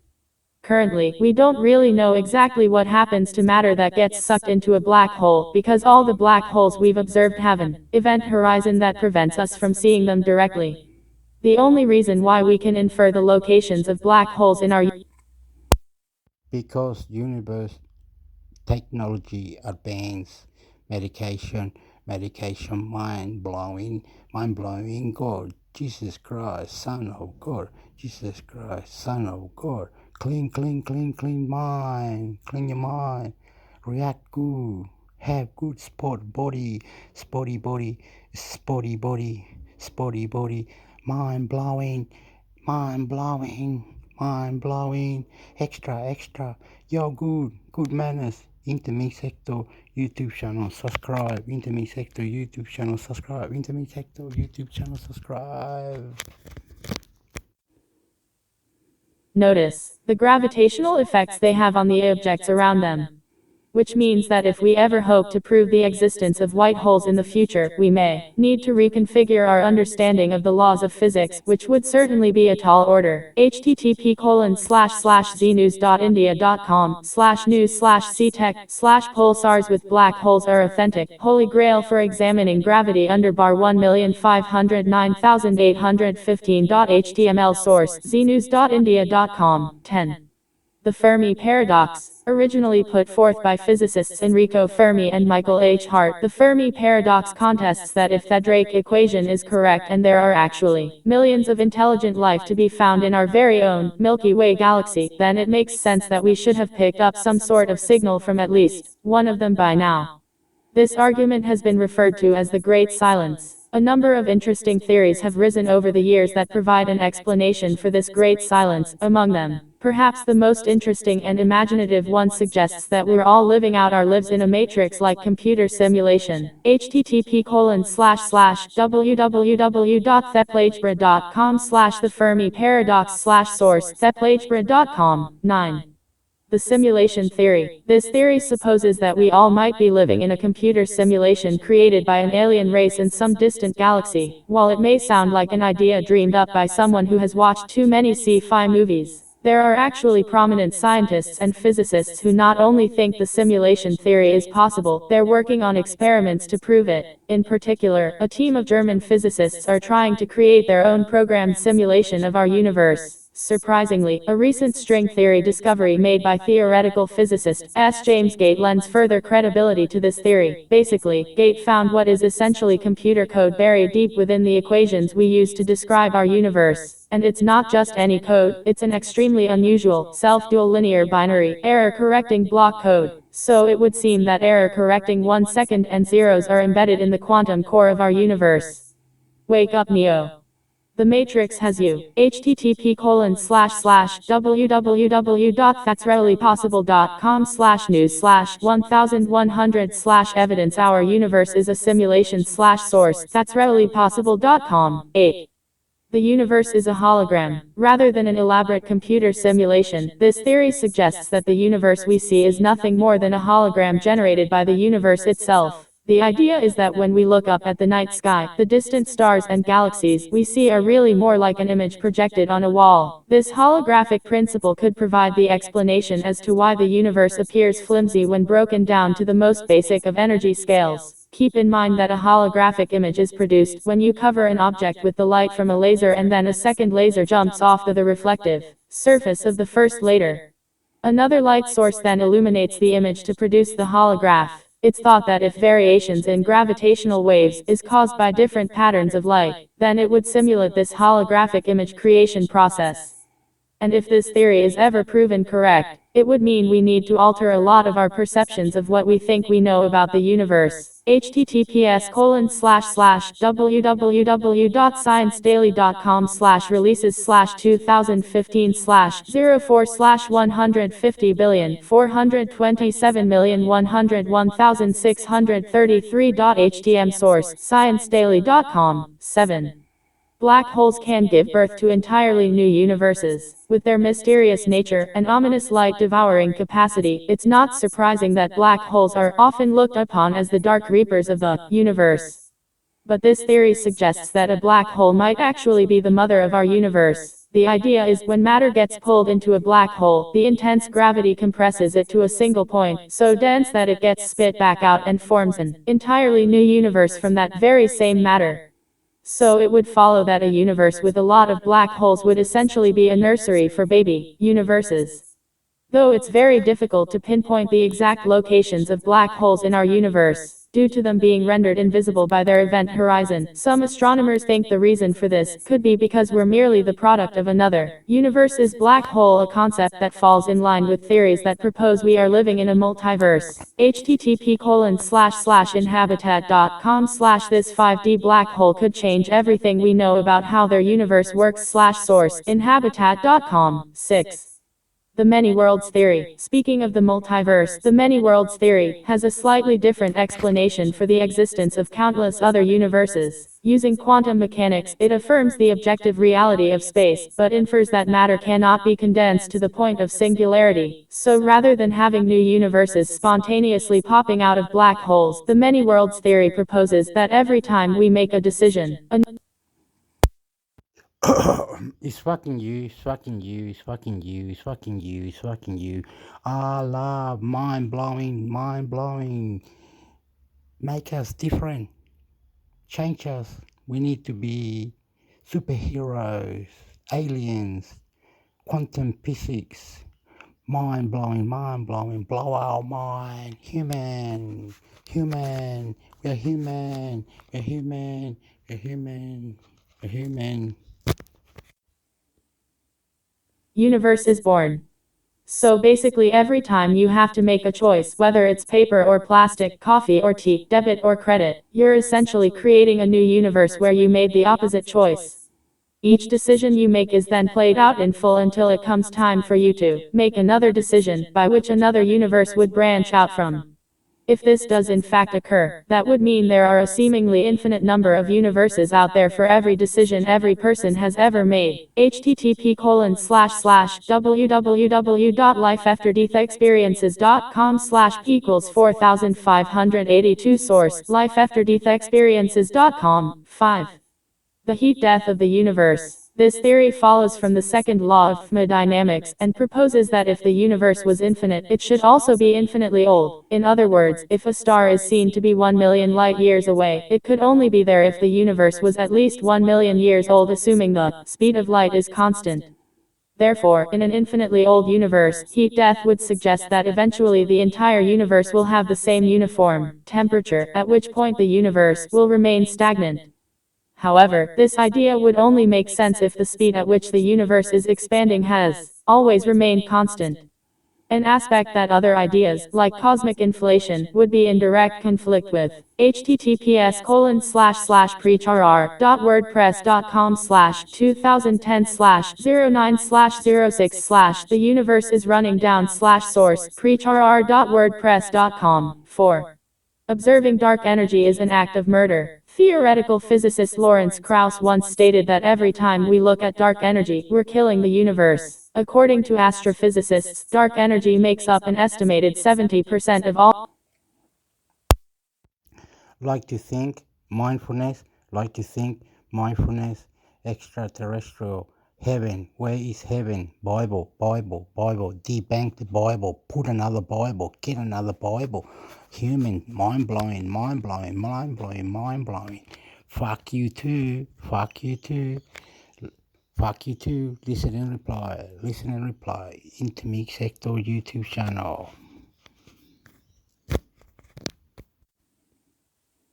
Holds the secrets to many of the unexplainable peculiarities we see in deep space. Krauss suggests that the Big Bang was initiated when some unusual high energy with gravity-repellent properties decayed into zero energy, and it was the process of going from a false vacuum to an ordinary vacuum that resulted in the creation of our universe. In quantum mechanics, there's something called the quantum Zeno effect, which states that if an unstable object is regularly observed, it will never decay. From this, Krauss's argument follows that if dark energy is continuously observed, we are keeping it unstable and reducing the universe's lifespan by forcing it back to that state when it was a false vacuum. But with so many of the mysteries of our universe pointing to dark energy as the key to understanding them, you can bet your bottom dollar that astronomers and physicists aren't going to stop studying it anytime soon. Let's just hope those effects are negligible. http://picsaboutspace.com/dark energy NASA equals 1 source picsaboutspace.com 3. The panspermia theory. Panspermia is a Greek word that translates literally as seeds everywhere. The panspermia theory states that the seeds of life are present throughout the universe and can be propagated through interstellar space or even intergalactic space through natural means. A growing number of people are even subscribing to the hypothesis. A lot of people are subscribing to it because it's interesting. It's better than that new, mind-blowing, extra. Fuck you up, mate. Fuck you.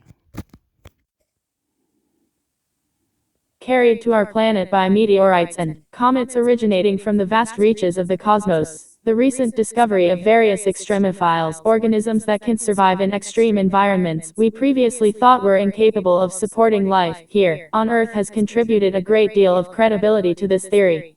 It's now known that life as we know it can survive in environments of extreme heat, extreme cold, intense radiation and lack of oxygen. All conditions an organism might experience while stowing away on an interstellar comet or meteor. https://www.amaze.com/@affixzerl/panskasselelena source amaze.com 2. The singularity. Ray Kurzweil is a prominent futurist who wholeheartedly believes that in the coming decades humanity will experience what he refers to as a technological singularity by which we will learn to transcend biology itself and all the limitations including death associated with it. Kurzweil reasons that truly intelligent civilizations, which he believes humanity to be, are destined to evolve into super-intelligent, possibly machine-based beings whose computational powers grow exponentially. The idea is that once we hit this so-called singularity, our technology will be so advanced that we'll be making revolutionary new breakthroughs on practically a daily basis. We'll be able to harness the power of our own sun in order to accomplish amazing interstellar feats once only dreamed of in science fiction. In this world, things like cyber brains, Dyson spheres and teleportation devices aren't just possible, they're practically inevitable. Of course, this theory has plenty of skeptics, including Noam Chomsky, who believes it to be nothing more than a science fiction enthusiast's dream, while others simply believe we humans will carelessly destroy ourselves before ever reaching the singularity. https://www.youtube.com/watchv=07 source YouTube 1. Retroactive propagation. In 2011, Dr. Daryl J. Bam of Cornell University published a highly contentious paper titled Feeling the Future: Experimental Evidence for Anomalous Listening, reply, listening, reply. Is fuck your mind up.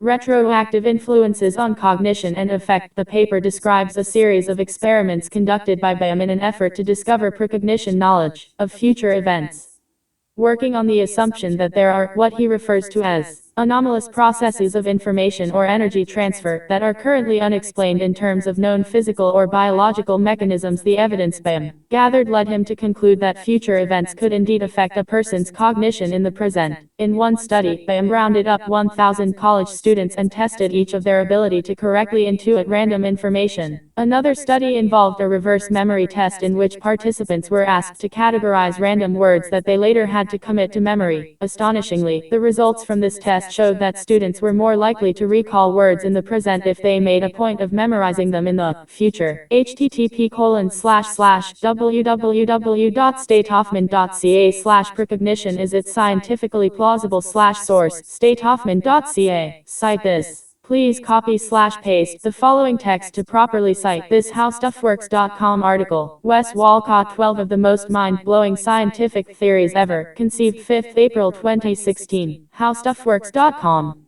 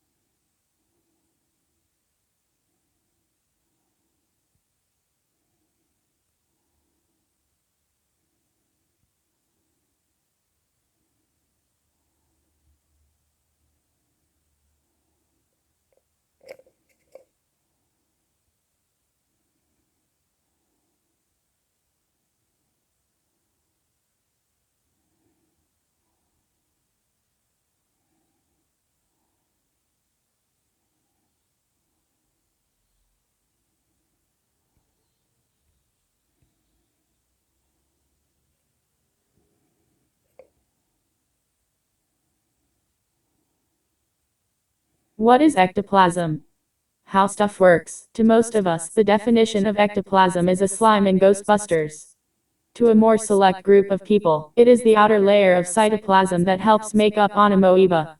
And to an even smaller subset of the population, ectoplasm is a substance that secretes off spirits or their earthbound medium, and might just help that medium produce spooky, otherworldly feats for odd witnesses. Now, guess which explanation for ectoplasm is actually rooted in reality? It doesn't exactly take a biologist to figure out that we should probably go for the amoeba one, as it does sound vaguely familiar in that high school science class kind of way. Also, ghosts aren't real, but don't tell that to the small, yet vocal, part of our audience who chose the latter definition, because for a long time, ectoplasm was absolutely something mysterious but not altogether insane. If you were hanging out at seances, that is, in a seance, a medium supposedly communicates or helps others communicate with a spirit. During the 19th and early 20th centuries, seances were a popular fad. People were quite into the idea that souls or spirits were floating around us, waiting to be nudged with a question source crystal. Ectoplasm emerged as a nifty way for mediums to show people that those spirits really did exist and could physically manifest. Usually, this ectoplasm would kind of ooze from the body, the mouth, and ear, or let's just be polite, any other orifice you could imagine. This ectoplasm sometimes looked like gauzy, cloth-like material or mysteriously took the form of faces of the spirit that was being invited to talk. Source Taylor. Or perhaps not so mysteriously, considering that some of the most famous physical mediums were later found to be cutting out pictures from newspapers and using the cover of darkness. Ectoplasm would supposedly disappear in light, you see, to manifest the stuff. Still others would just swallow some cloth or paper and spit it up for effect.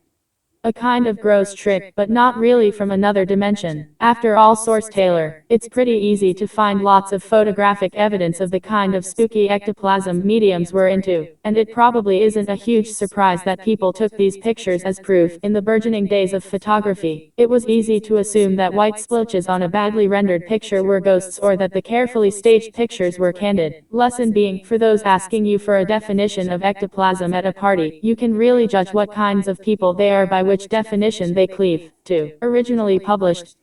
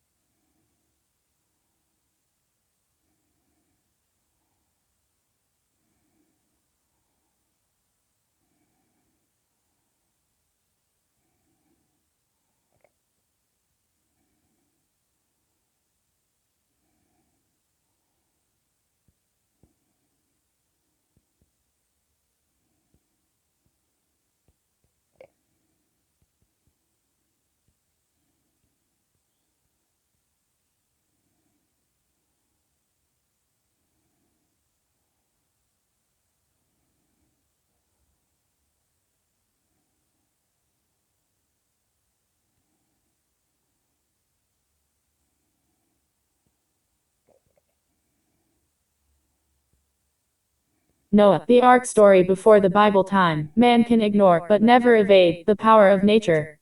Reminders of this stark truth might come only intermittently, but when they do arrive it is with irresistible force, displacing the overhanging importance of disease or penury in the dispensation of impersonal destruction.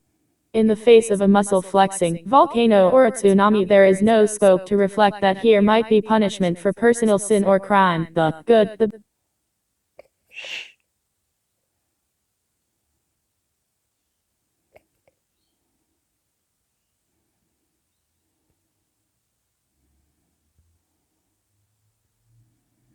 Did the Bible borrow the Noah's Ark story from the Epic of Gilgamesh? How stuff works. In November 1872, a self-taught historian named George Smith toiled away in the archives of the British Museum sorting through fragments of clay tablets, recovered from ancient Mesopotamian archaeological sites in modern-day Iraq. The tablets were written in cuneiform, a language that had only recently been recovered and translated after 1,000 years of obscurity, and most of the fragments contained humdrum accounting records or opaque prophecies from palace priests. But then Smith found something remarkable.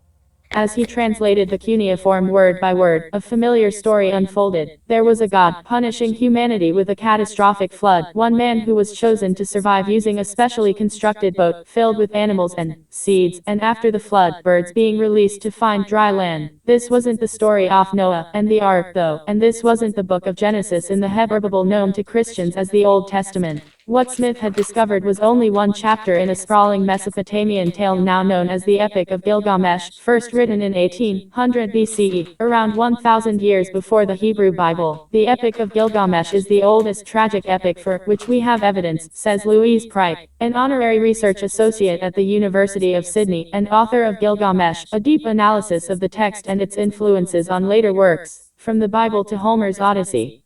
It's something that's come to represent ancient Mesopotamia in modern culture. When Smith first made the connection between the two flood stories in Gilgamesh and Genesis, legend says that he became so excited that he danced around the room removing his clothes. Smith's discovery shook the foundations of biblical scholarship by proposing that some, if not all, of the Hebrew Bible was borrowed from neighboring civilizations. Pryke says that while the flood narrative in Genesis is clearly inspired by the tale in Gilgamesh, the similarities and differences in the ancient accounts can teach us important things about what these two cultures valued and their cosmic worldviews. These are cultures that are in dialogue with one another, and their stories are in dialogue with one another, says Pryke. What's the Epic of Gilgamesh all about? The Epic of Gilgamesh chronicles the adventures of the semi-divine king Gilgamesh circa 2700 BCE, as he leaves his home city of Uruk to battle mythical beasts and obtain the secret to eternal life.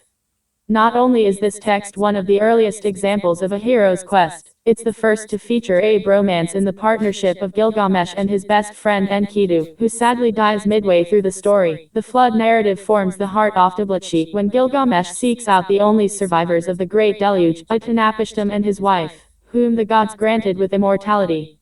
As Utnapishtim tells it, the chief god, Enlil, was tired of humans keeping him awake with all their noise. So he decided to destroy them, or at least diminish them, with a terrible flood. Enlil forces the gods to make a pact not to tell any humans about the impending inundation, but Ea, the god of wisdom, figures out a clever workaround. He loudly tells a reed wall about Enlil's plan, knowing that Utnapishtim is behind the wall and will overhear everything. Utnapishtim follows Ea's instructions to build a boat of specific dimensions, load it with riches, seeds and animals of every kind, and seal it against the coming storm. When the torrential rains halt after 6 days and 7 nights, Utnapishtim sends out 3 birds in succession, a dove, a sparrow and a raven, to find dry land.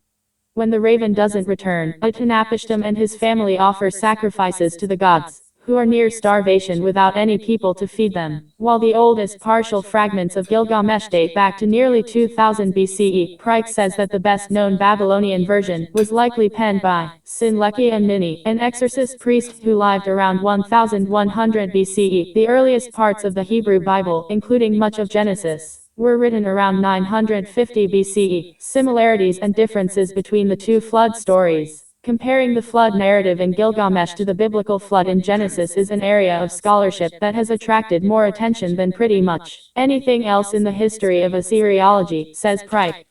What's even more incredible about Smith's discovery is that more than a century later, the flood is still the strongest connection between the two texts. Here are the elements of the flood story that Gilgamesh and the Hebrew Bible share, says Pryke. A divine commitment to destroy most of humanity. The focus on a named flood survivor, building an ark or boat that is described in detail in the narrative. Animals being put on board to preserve their species. The flood, obviously. Sending out birds to see if the flood waters have receded. Post-diluvial sacrifices to repair the relationship between humanity and the divine. While the similarities have drawn most of the scholarly attention, Pryke says there's as much to learn from where the accounts differ and what that tells us about the cultures in which each tale was told.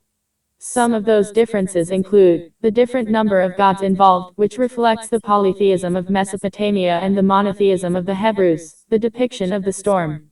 In Genesis, the storm is hardly mentioned, while the depiction in Gilgamesh is vivid and violent. The subplot of Ea, the god of wisdom, plotting to save Utnapishtim, his favorite in Gilgamesh, is completely missing from Genesis. The warning to the mortal of the flood.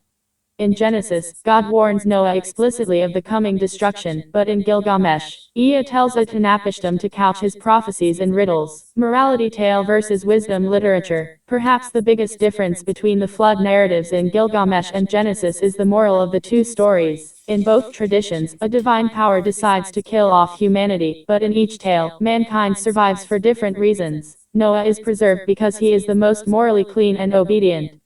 Utnapishtim, on the other hand, is saved quite literally by wisdom, by obtaining divine knowledge. Pryke says that while the Hebrew version of the flood story hinges on morality, the destruction of the wicked and the saving of the righteous, the authors of Genesis display a wary engagement with wisdom elsewhere. Think of the tree of knowledge in the Garden of Eden. Adam and Eve are punished for eating its fruit, and trying to obtain divine wisdom and become like God. In Gilgamesh, the flood story is meant to be instructive for young King Gilgamesh in order to learn his place in the cosmic order. As king, Gilgamesh has to mediate between humanity and the gods, says Pryke.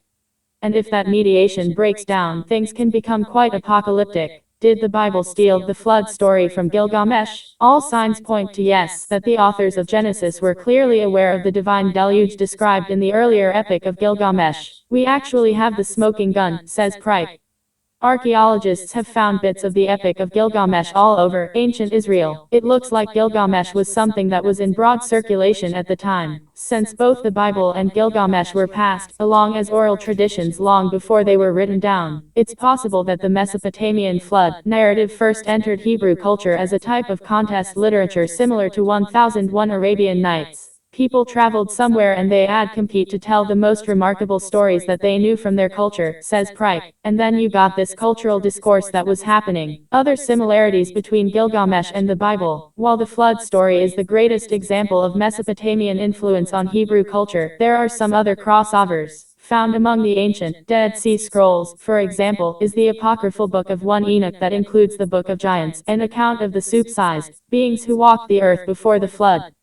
One of those giants, not coincidentally, is named Gilgamesh, and another shares the name of a monster that Gilgamesh destroyed in his epic tale. There's also a remarkable similarity between some Sijli Advach first given in Gilgamesh and later in the book of Ecclesiastes in the Hebrew Bible. Here's the text from Gilgamesh. You, Gilgamesh, let your belly be full. Keep enjoying yourself, day and night. Every day, make merry, dance and play day and night. Let your clothes be clean. Let your head be washed. May you be bathed in water. Gaze on the little one who holds your hand. Let a wife enjoy your repeated embrace. Such is the destiny of mortal men. And here it is in Ecclesiastes 9:7-9:7. Go, eat your bread with enjoyment, and drink your wine with a merry heart, for God has long ago approved what you do. 8. Let your garments always be white, do not let oil be lacking on your head. 9. Enjoy life with the wife whom you love, all the days of your vain life that are given you under the sun, because that is your portion in life and in your toil at which you toil under the sun. However, the similarity in these texts may simply mean that these were common sayings of the time. It would be precipitous to surmise that the similarities between these two passages necessarily result from cultural contact or any direct contact between the texts. Good advice seems to have a certain timeless quality, particularly when it is expressed in broad terms that may be applicable to a range of situations. And periods. Pierre Crotty on the website The Bible and Interpretation. Do multiple accounts point to a real flood? Irving Finkel is a modern-day heir to George Smith. Finkel also works at the British Museum and in 1985 discovered yet another ancient flood narrative written in cuneiform on a fragment of tablet recovered in Iraq. This account, believed to be even older than Gilgamesh, features a Noah-like character named Atrahassism, the god's command to build a circular boat in preparation for a devastating deluge. So, the natural question is, does the existence of multiple ancient flood narratives amount to proof of a real flood that came close to wiping out all of humanity? Finkel told the London Telegraph that it's very possible there was a massive flood that struck the Tigris and Euphrates Valley between 5,000 and 7,000 years ago and persisted in the collective Mesopotamian memory. Pryke agrees that it's a reasonable thing to assume that there was a flood.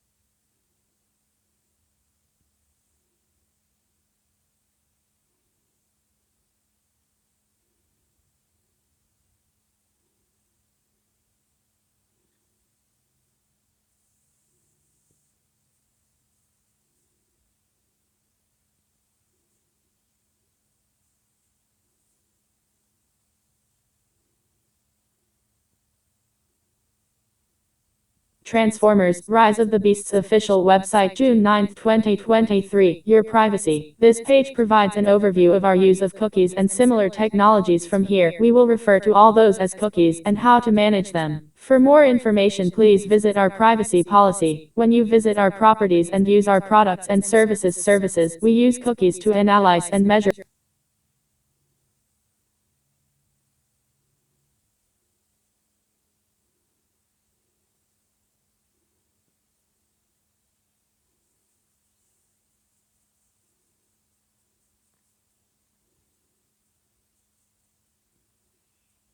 Official Transformers: Age of Extinction movie app, available now on iOS and Android. As of midnight, Hasbro made available their Transformers: Age of Extinction app for both Android and iOS, with compatibility for both phones and tablets. A mix of gaming and companion app for the film itself, with BIOS among other features. It's available now and it's free. Here's what Hasbro had to say. Finally, we will be releasing at approximately midnight tonight on both the iTunes App Store and Google Play, for iOS and Android, respectively. If you check it out and enjoy it, please consider leaving a review at iTunes or Google Play. To do just that, click the following links: Android, iOS, and if you're interested in all of Hasbro's Transformer apps, the list can be located on the official site, right here. And now, some screenshots. Android, iOS. Keep your optics tuned to Cybertron.com for the latest in news and updates, plus the best galleries around. Credits Hasbro and Paramount. Ray, official Transformers: Age of Extinction movie app, available now on iOS and Android. 1,572,296. Posted by Cybertron, on May 8, 2014 at 1:17 p.m. CDT. Paramount just sent us a link to a video advertisement for the Transformers: Age of Extinction mobile app, which is now available on Android and iOS. Additional information about the apps can be found in our news story we posted last night, which you can view by clicking here. You can check out the video below. Ray, official Transformers: Age of Extinction movie app, available now on iOS and Android. 1,579,989. Posted.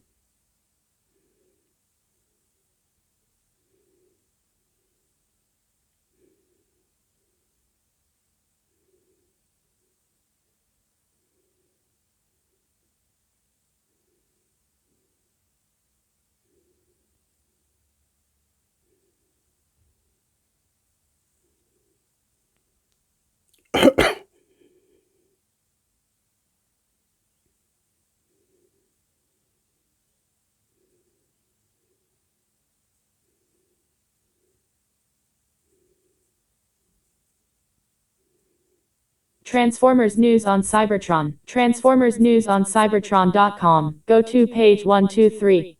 4,583, 4,584, 4,585. 45,848 total news articles in this section, 10 per page. Rise of the Beasts news conference officially states the film is not a reboot and spoils end credit scene. Date: Friday, May 26, 2023, 2:09 p.m. CDT. Categories: movie related news, press releases, people news. Posted by William James 88. Credits: Reuters. Discuss this topic.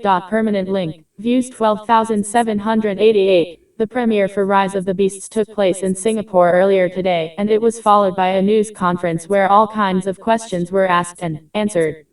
You can see the full conference, thanks to Reuters on Twitter, but here is a breakdown of the more spoiler stuff. Do not read beyond this if you want to avoid spoilers. There are no Decepticons in the film. The scene of Optimus versus a Decepticon in Brooklyn was removed from the final film, so for all those who doubted how they could fit all those factions in, the film is officially said to not be a reboot. While it can be said to be a sequel to Bumblebee or a prequel to the Bay films or even a standalone film, the panel wanted to make it clear that this is not a reboot. Lorenzo di Bonaventura gives a really reductive take on Ironhide.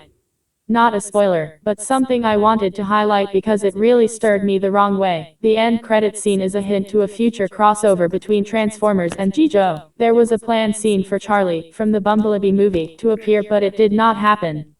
She could be back for a future installment. Optimus Prime and Bumblebee will be witnesses at upcoming DC Public Space Committee meeting. Date: Thursday, May 25, 2023, 6:17 p.m. CDT. Category People News. Posted by William James 88. Discuss this topic. Permanent link. Views 12,210. Have any of you seen the home-made statues of Optimus Prime and Bumblebee standing outside of billionaire brain scientist Newton Howard's home in Georgetown? They are based on the Bay film aesthetic, and there's been petitions to take them down for a long time, since they attract undue attention in this rich neighborhood and are said to break the neighborhood aesthetic. Neighbors have even said that having these statues up could encourage people to place inappropriate statues, like a Joseph Stalin statue. This is an actual argument. As of right now, the law has sided with those who want these taken down, but the conversation will continue at the next meeting of the DC Public Space Committee, where the current petition is to keep them up. And the reason we bring this up now is because none other than Peter Cullen and Dan Gilvezan are on the list of witnesses, and from what Dan states in the article below, they will bear witness in character as G1 Bumblebee and Optimus Prime. Here is the original article from the Washington Post, https://www.washingtonpost.com/DCMDVOC. 411D256E. You can also read it below. When the DC Public Space Committee gathers on Thursday to consider whether to allow two towering statues in the likeness of Optimus Prime and Bumblebee to remain standing outside a Georgetown home, they will hear from local residents, college students, and the homeowner. They will also hear from Optimus Prime and Bumblebee. That's right. This won't be an ordinary hearing, or at least not a boring one. The Autobots, in their own voices, will defend their place on the block thanks to an attorney with a sense of humor and two actors who are used to rolling to the rescue. Peter Cullen, who has served as the voice for Optimus Prime in the Transformers movies and animated series, and Dan Gilvezan, who gave voice to Bumblebee in the animated series, are listed on the petitioner's witness list for the hearing. Bumblebee is going to testify and hopefully turn some heads, Gilvezan told me on a recent evening. The meeting will be held virtually, and Gilvezan plans to place a photo of Bumblebee on his screen and offer testimony in the voice that is familiar to fans. When we spoke, he considered what Bumblebee might say, and two phrases came to him immediately. Some of my best friends are human, and I would hate to think I wasn't welcome in Georgetown. He's a very innocent and youngish character, Gilvezan said, so I don't think it would make sense to him as to why he wouldn't be welcome. It may seem silly that the real Transformers are coming to the defense of the statues, but the controversy that has surrounded the figures since billionaire brain scientist Newton Howard placed them outside his home has been filled with silliness. Those statues have made people smile, pose for photos, and leave gifts. They have also pitted neighbors against one another. The 10-foot-plus figures are made from car parts and stand on two platforms that once held planters. Since putting the statues up, Howard has watched children stop to marvel at them, and Georgetown University students make a point to walk by them. He has also seen his neighbors push for their removal. Neighbors have argued that the statues don't fit with the aesthetic of the historic block of multi-million-dollar homes, could pose a safety hazard, have drawn unwanted traffic to the neighborhood, including from a motorcycle gang, and could encourage residents to put up statues of other figures. Joseph Stalin was named as an example. In April, the Old Georgetown Board, a federal body made up of architects who review projects in the historic district, sided with Howard's neighbors. They voted unanimously to deny his request to keep the statues standing outside his home. The DC Public Space Committee, which is holding Thursday's hearing, will take that recommendation into consideration before making a final determination. Paul Strauss, an attorney who represents Howard, said the statues have now been up for 2 years, long enough to show that his neighbors' concerns are unfounded. He said the figures are secured in place with anchors. No Stalin statues have been erected, and a photo he saw of those bikers left him questioning what's considered a motorcycle gang. It was some rich guy with a Ducati who probably does tax work, Strauss said. Strauss, who also serves as a DC shadow senator, said he plans to present a legally cogent defense at the hearing. If you're doing something on or with your own property and it's not hurting anyone else, you should be allowed to, he said. Let's just err on the side of freedom. But he also plans to tap into the levity of the situation. Are we going to try to have some fun with this? He said. Absolutely. If you ask Strauss whom he represents, he won't say Howard. He will tell you he represents Optimus Prime and then quip that Bumblebee, for ethics reasons, has separate counsel. Another attorney in his office, Marta Jara, is focusing on Bumblebee for reasons that are more logistical than ethical, but that explanation doesn't sound as funny. Strauss will also tell you how registering online to speak at the hearing posed a challenge for Optimus Prime and Bumblebee that humans don't have to worry about. My clients find the idea that before they can register they have to prove they're not a robot a little bit discriminatory. We may have an equal protection challenge there. Strauss credits Emily Swallow, who grew up in the DC region, and plays the Armorer on The Mandalorian, for connecting him to Cullen and Gilvezan. Howard, whose work involves using technology to try to cure neurodegenerative diseases such as Alzheimer's and Parkinson's, described the willingness of Cullen and Gilvezan to speak at the hearing as an amazing rallying of support that I did not expect. Howard also plans to speak at the hearing. He shared his statement with me, and it addresses how he has been humbled by the number of people who have expressed affection for the statues, how that display of art contributes to a neighborhood that has a long history of eccentric artwork, and how, if he is allowed to keep those figures standing, he plans to get them routinely cleaned and inspected to make sure they are putting their best foot forward at all times. When we spoke, Gilvezan wasn't yet sure what he would say to the committee, but he told me he got behind the effort because children are going through a rough time right now and the statues give them joy. The world is awfully bleak in a lot of ways these days, especially for kids, he said. The statues are something out of the ordinary, which is why people have a problem with them, but also why they are needed, he said. I love the idea that somebody is driving by with their kids and suddenly it's Bumblebee and Optimus Prime. It's going to make their day, and to think that opportunity wouldn't be afforded to them makes me sad. And it makes Bumblebee sad too. I can promise you that. Rise of the Beasts featured showing new shots in Machu Picchu and the movie Blessed by a Shaman. Date: Thursday, May 25, 2023, 1:15 p.m. CDT. Category Movie Related News. Posted by William James 88. Discuss this topic. Permanent link. Views 12,829. Paramount is ramping up the ad campaign, keeping it tight and concentrated, with the bulk of it happening the month leading up to the film's release. Today, they released a feature highlighting the location of Machu Picchu. Here we see new shots from the film featuring this location and interviews about filming the scenes. We also get a fun tidbit that this is supposedly the first Hollywood production to be filmed there, and that the film was blessed by a shaman. Enjoy. Hasbro reveals animatronic Optimus Primal with a video, and you can buy it now. Date: Thursday, May 25, 2023, 1:11 p.m. CDT. Categories Movie Related News. Toy News. Posted by William James 88. Discuss this topic. Permanent link. Views 18,121. Hasbro has not really done big reveals for the actual Rise of the Beasts toy line. That's because the design team working on it is not the one we know of. It is a team separate from Mark, Evan and the other designers that work on the Generations brands, and that team is not located at Hasbro HQ in Pawtucket, which is why it's quite a change of pace to see BMAC reveal the latest toy from that toy line in a new video. It is animatronic Optimus Primal, and in the video, we can see how it functions. Not only is this toy revealed today, but it is also available as of today. Here is the Amazon link where it is available for $125 plus https://www.amazon.com/transformers/TRA 136 and senior equals 8-1. Tag equals Cybertron 7-20 in. Enjoy. Monroe announces partnership with Transformers: Rise of the Beasts. Date: Thursday, May 25, 2023 to 10:02 a.m. CDT. Categories: movie-related news, event news, press releases. Posted by Cybertron. Credits: Monroe. Discuss this topic.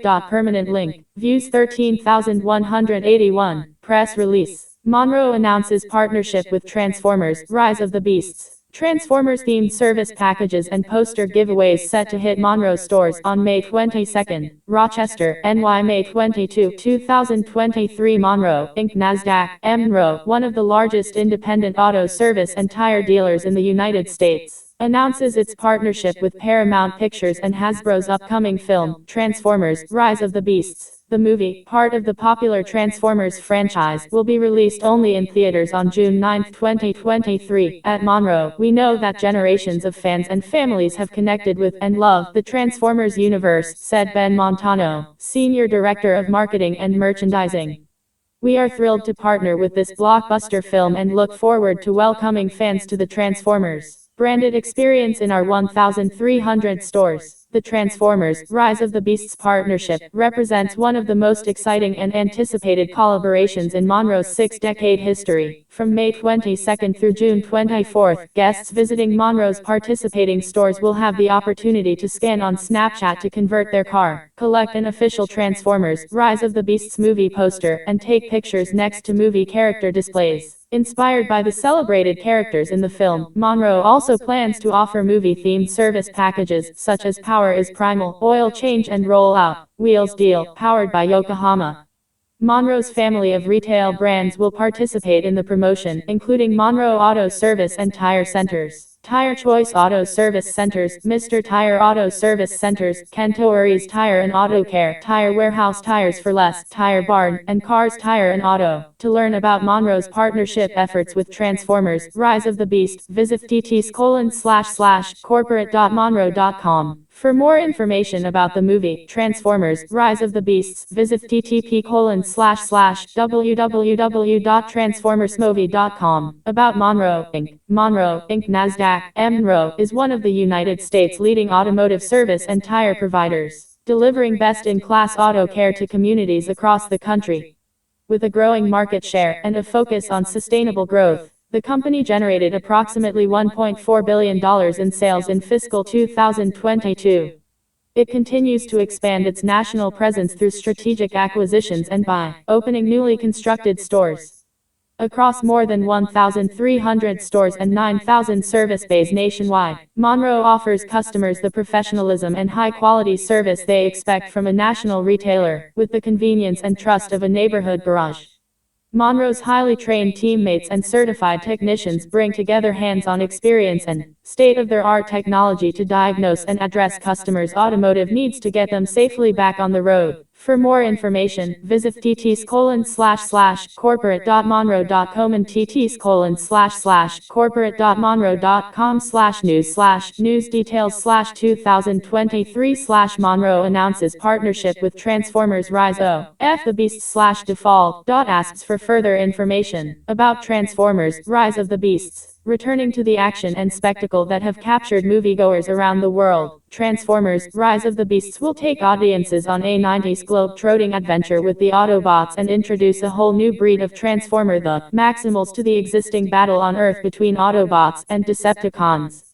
Directed by Stephen Caple Jr. and starring Anthony Ramos and Dominique Fishback, the film arrives in theaters June 9, 2023. About Paramount Pictures Corporation. Paramount Global NASDAQ. Para is a leading global media and entertainment company that creates premium content and experiences for audiences worldwide. Driven by iconic studios, networks, and streaming services, Paramount's portfolio of consumer brands includes CBS, Showtime Networks, Paramount Pictures, Nickelodeon, MTV, Comedy Central, BET, Paramount Plus, Pluto TV, and Simon & Schuster, among others. Paramount delivers the largest share of the U.S. television audience and boasts one of the industry's most important and extensive libraries of TV and film titles. In addition to offering innovative streaming services and digital video products, the company provides powerful capabilities in production, distribution, and advertising solutions. For more information about Paramount, please visit tt://www.paramount.com and follow at ParamountGo on social platforms. Target pre-order listing for our exclusive SS Rock Optimus Prime gives us better look at alt mode. Date: Thursday, May 25, 2023, 8:32 a.m. CDT. Categories: movie-related news, toy news. Posted by William James 88. Discuss this topic. Permanent link. Views 24,074. When the upcoming studio series Voyager Optimus Prime for Rise of the Beasts was unveiled, many were cautiously optimistic, since there was no good view of the truck mode's back portion. It was all suspiciously obscured. Well, looks like fans called it correctly on this one, since the promo images we were given do show him in his best light. Not to say it's all bad, what's good is still good, but the back is not as clean as the previous Bumblebee movie version, like you can see in the comparison below. The 360 video and new images all come from the Target listing, where you can currently pre-order Prime for $33.99. This toy is a Target exclusive in the US. Here is the listing: https://go to.target.com/c/1137238/81938/2092 equals https://3% 2f Transformers 20 87,449,969 3C 2 Early reactions are claiming Transformers Rise of the Beast to be the best of the series. Date: Wednesday, May 24, 2023 to 10:57 p.m. CDT. Category: movie-related news. Posted by William James 88. Discuss this topic. Permanent link. Views 16,922. Preview screenings were held for Transformers Rise of the Beasts, and the early reactions on Twitter are giving the film some high praise, as Andy Samberg's Nick Cage would say. The consensus seems to be that Anthony Ramos and Mirage carry the film well, and the 90s hip-hop soundtrack is a great aspect to the film, adding to the 90s Brooklyn setting. The film is said to be a bit corny, in a Saturday cartoon kind of way, which makes sense for a film based on an 80s kids cartoon. And there was also mention that the MacGuffin aspect is the low point, which is something we could all have predicted. Still, none of that seems to detract from the overall positive experience. Of course, please remember that it is customary for early reactions to be disproportionately positive, since the people who saw it are influencers who did not pay to watch it and are thus incentivized to be as positive as possible to be given such privilege again. Here are some early reactions. Pac-Man or 7, Transformers Rise of Beasts makes good use of the animated movie's storyline and integrates the Maximals and Terrorkins to good effect. Stakes are high and Scourge is a terrifying and powerful villain. Action-packed with a lot of heart, albeit with some cheese on top. Theodore Goldman, Transformers Rise of Beasts is really fun. It's actually quite funny and the action is strong. I did find my eyes glazing over when they talk about this movie's special object. This series sure loves those, but way better than Bay's movies, if not quite. Bumblebee level. Jermaine Lassier totally dug Transformers Rise of Beasts. It's got some issues in the middle, but it starts strong, has fantastic 90s hip-hop, makes great use of the humans, and the third act is a blast. Plus I damn near jumped out of my seat at the end. Right up there with the first Bay and Bumblebee. Brandon Davis BD. Transformers Rise of Beasts plays like the ultimate Saturday morning cartoon. Some dope Transformers action. Anthony Ramos and Pete Davidson are great, even if some of the dialogue is a little clunky. It's a lean, fun movie and a promising start to something exciting. Villainous Comics. Transformers Rise of Beasts delivers one of the better and more coherent installments in the franchise. They clearly understood what worked so well with 2018's Bumblebee, as Rock has heart and the human characters are more likable. Mirage will walk away as the fan favorite. Joe DeKelmeyer. Transformers Rise of Beasts is a lot of fun. Anthony Ramos carries the movie and Pete Davidson steals every scene as Mirage. The ending blew my mind and the music in the film is fire. Eric Davis. The new Transformers movie is pretty solid. Love the Brooklyn setting. Maximals and Scourge add a new spin in the action pops, especially the NY scenes. Mirage steals the show, but the true star is the absolute best soundtrack full of early 90s hip-hop hits. This 90s kid had fun. MR Controversy 83. Transformers Rise of Beasts was a blast. The Beast Wars crew finally shows up in what's arguably the best Transformers movie in the run. There's a lot of heart, humor, and Brooklyn pride in here, and it all makes for throwback popcorn fun. List of tracks that will play in Rise of the Beasts includes themes from Bayverse and 86 movie and lots of R&B. Date: Wednesday, May 24, 2023 to 10:19 MCDT. Category Movie Related News. Posted by William James 88. Credits: Spotify. Discuss this topic. Permanent link. Views 18,766. Paramount Pictures has released a playlist on Spotify for the tracks that will be featured or that they planned on featuring in the upcoming Transformers Rise of the Beasts film. As the trailers have shown, the film is going for M90s urban theme, and the soundtrack will help boost that vibe with lots of rap and R&B from legends of the era. We also see music cues from past Transformers films, including the 86 film and the Bay films. This list is supposedly in the same order the songs will play in the film, which means that the theme song for the film by Tobe Enwig, Naz and Jacob Banks will play in the credits. Unicron theme from the motion picture Transformers the movie 1986, written by Vincent L. DiCola, CREA.M, written by Isaac Hayes, David Porter, Gary E. Grice, Clifford Smith, Russell T. Jones, Robert F. Diggs, Dennis David Coles, Jason S. Hunter, Corey Woods and Lamont Hawkins. Performed by Wu-Tang Clan, courtesy of Loud Records, LLC, by arrangement with Sony Music Entertainment. Contains sample of As Long As I've Got You, performed by the Charmels, courtesy of Atlantic Recording Corp. By arrangement with Warner Music Group Film and TV Licensing. Check the Rhyme. Written by Roger Ball, Malcolm Duncan, Kamal Fareed, Stephen Ferroni, Alan Gorey, Alki Shahid Jones, Owen McIntyre, Min Ripperton, Richard Rudolph, James Stewart, Malik Taylor and Leon Ware. Performed by A Tribe Called Quest. Courtesy of Arca Records. By arrangement with Sony Music Entertainment. Anything Old School Radio version. Written by Brian Alexander Morgan, Tyrone Armstrong and Ray Anthony Smith.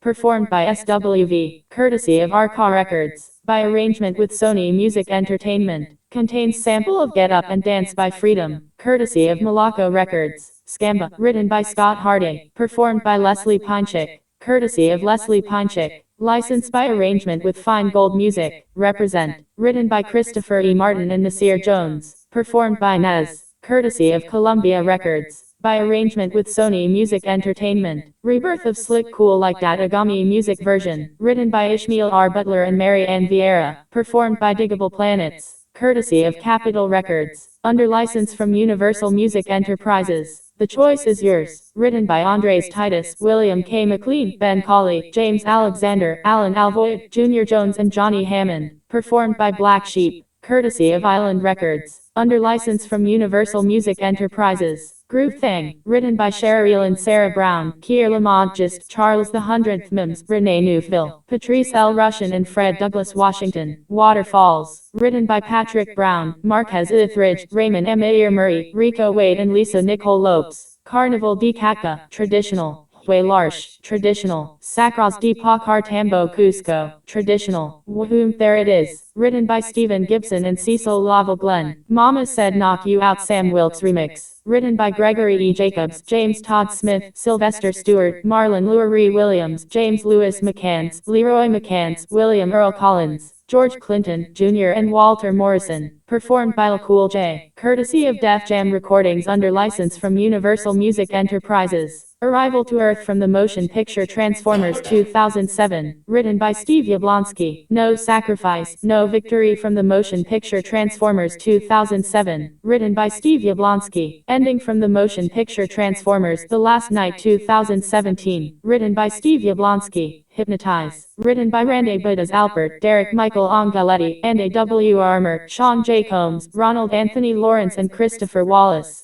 Performed by Notorious B.I.G. Courtesy of Bad Boy Records / Atlantic Recording Corp. By arrangement with Warner Music Group Film and TV Licensing. On My Soul. Written by Tobe Enwig, Nasir Jones and Jacob Banks. Produced by The Good Stewards Tobe Enwig, Nick Humes, Nick Baker. Performed by Tobe Enwig, Naz and Jacob Banks. Courtesy of Tobe Enwig, LLC, Mass Appeal, Paramount Music and Nobody Records. Exclusive Blue Silver Streak only 9.99 CAD 7.38 US at Winners. Date: Wednesday, May 24, 2023 8:37 AM CDT. Categories: Toy News. Sightings. Posted by William James 88. Discuss this topic. Permanent link. Views 24,618. Toys R Us Canada is getting rid of some overstock and Winners/Marshalls is getting it. The good news is Winners is using the already liquidated price from True as a basis for their discount, so toys are cheap. Case in point, the exclusive Silver Streak, which is only 9.99 CAD, about $7 USD. If you have found him, share your sightings with our community in the sightings section and in our boards in your region related thread. Transformers Legacy Core Class Swoop and Scare found at US Targets. Date, Wednesday, May 24, 2023, 8:05 a.m. CDT. Categories: Toy News. Sightings. Posted by William James 88. Credits. T-Frog Master. Discuss this topic. Permanent link. Views 25,554. The latest core class wave for Legacy was found at a few targets in the US. The specific Sciatenji below comes from California and was found by T-Frog Master. The wave has Swoop, Scare and Star Scream. We have video reviews below if you are curious to know as much as possible about these toys before buying them. T-Frog Master wrote Legacy Swoop and Scare found at Target in Foothill Ranch. Also the repack Star Scream. If you have found him, share your sightings with our community in the sightings section and in our boards in your region related thread. Go to page 123. 4,583, 4,584, 4,585. 45,848 total news articles in this section, 10 per page. Most popular Transformers news. Most recent Transformers news.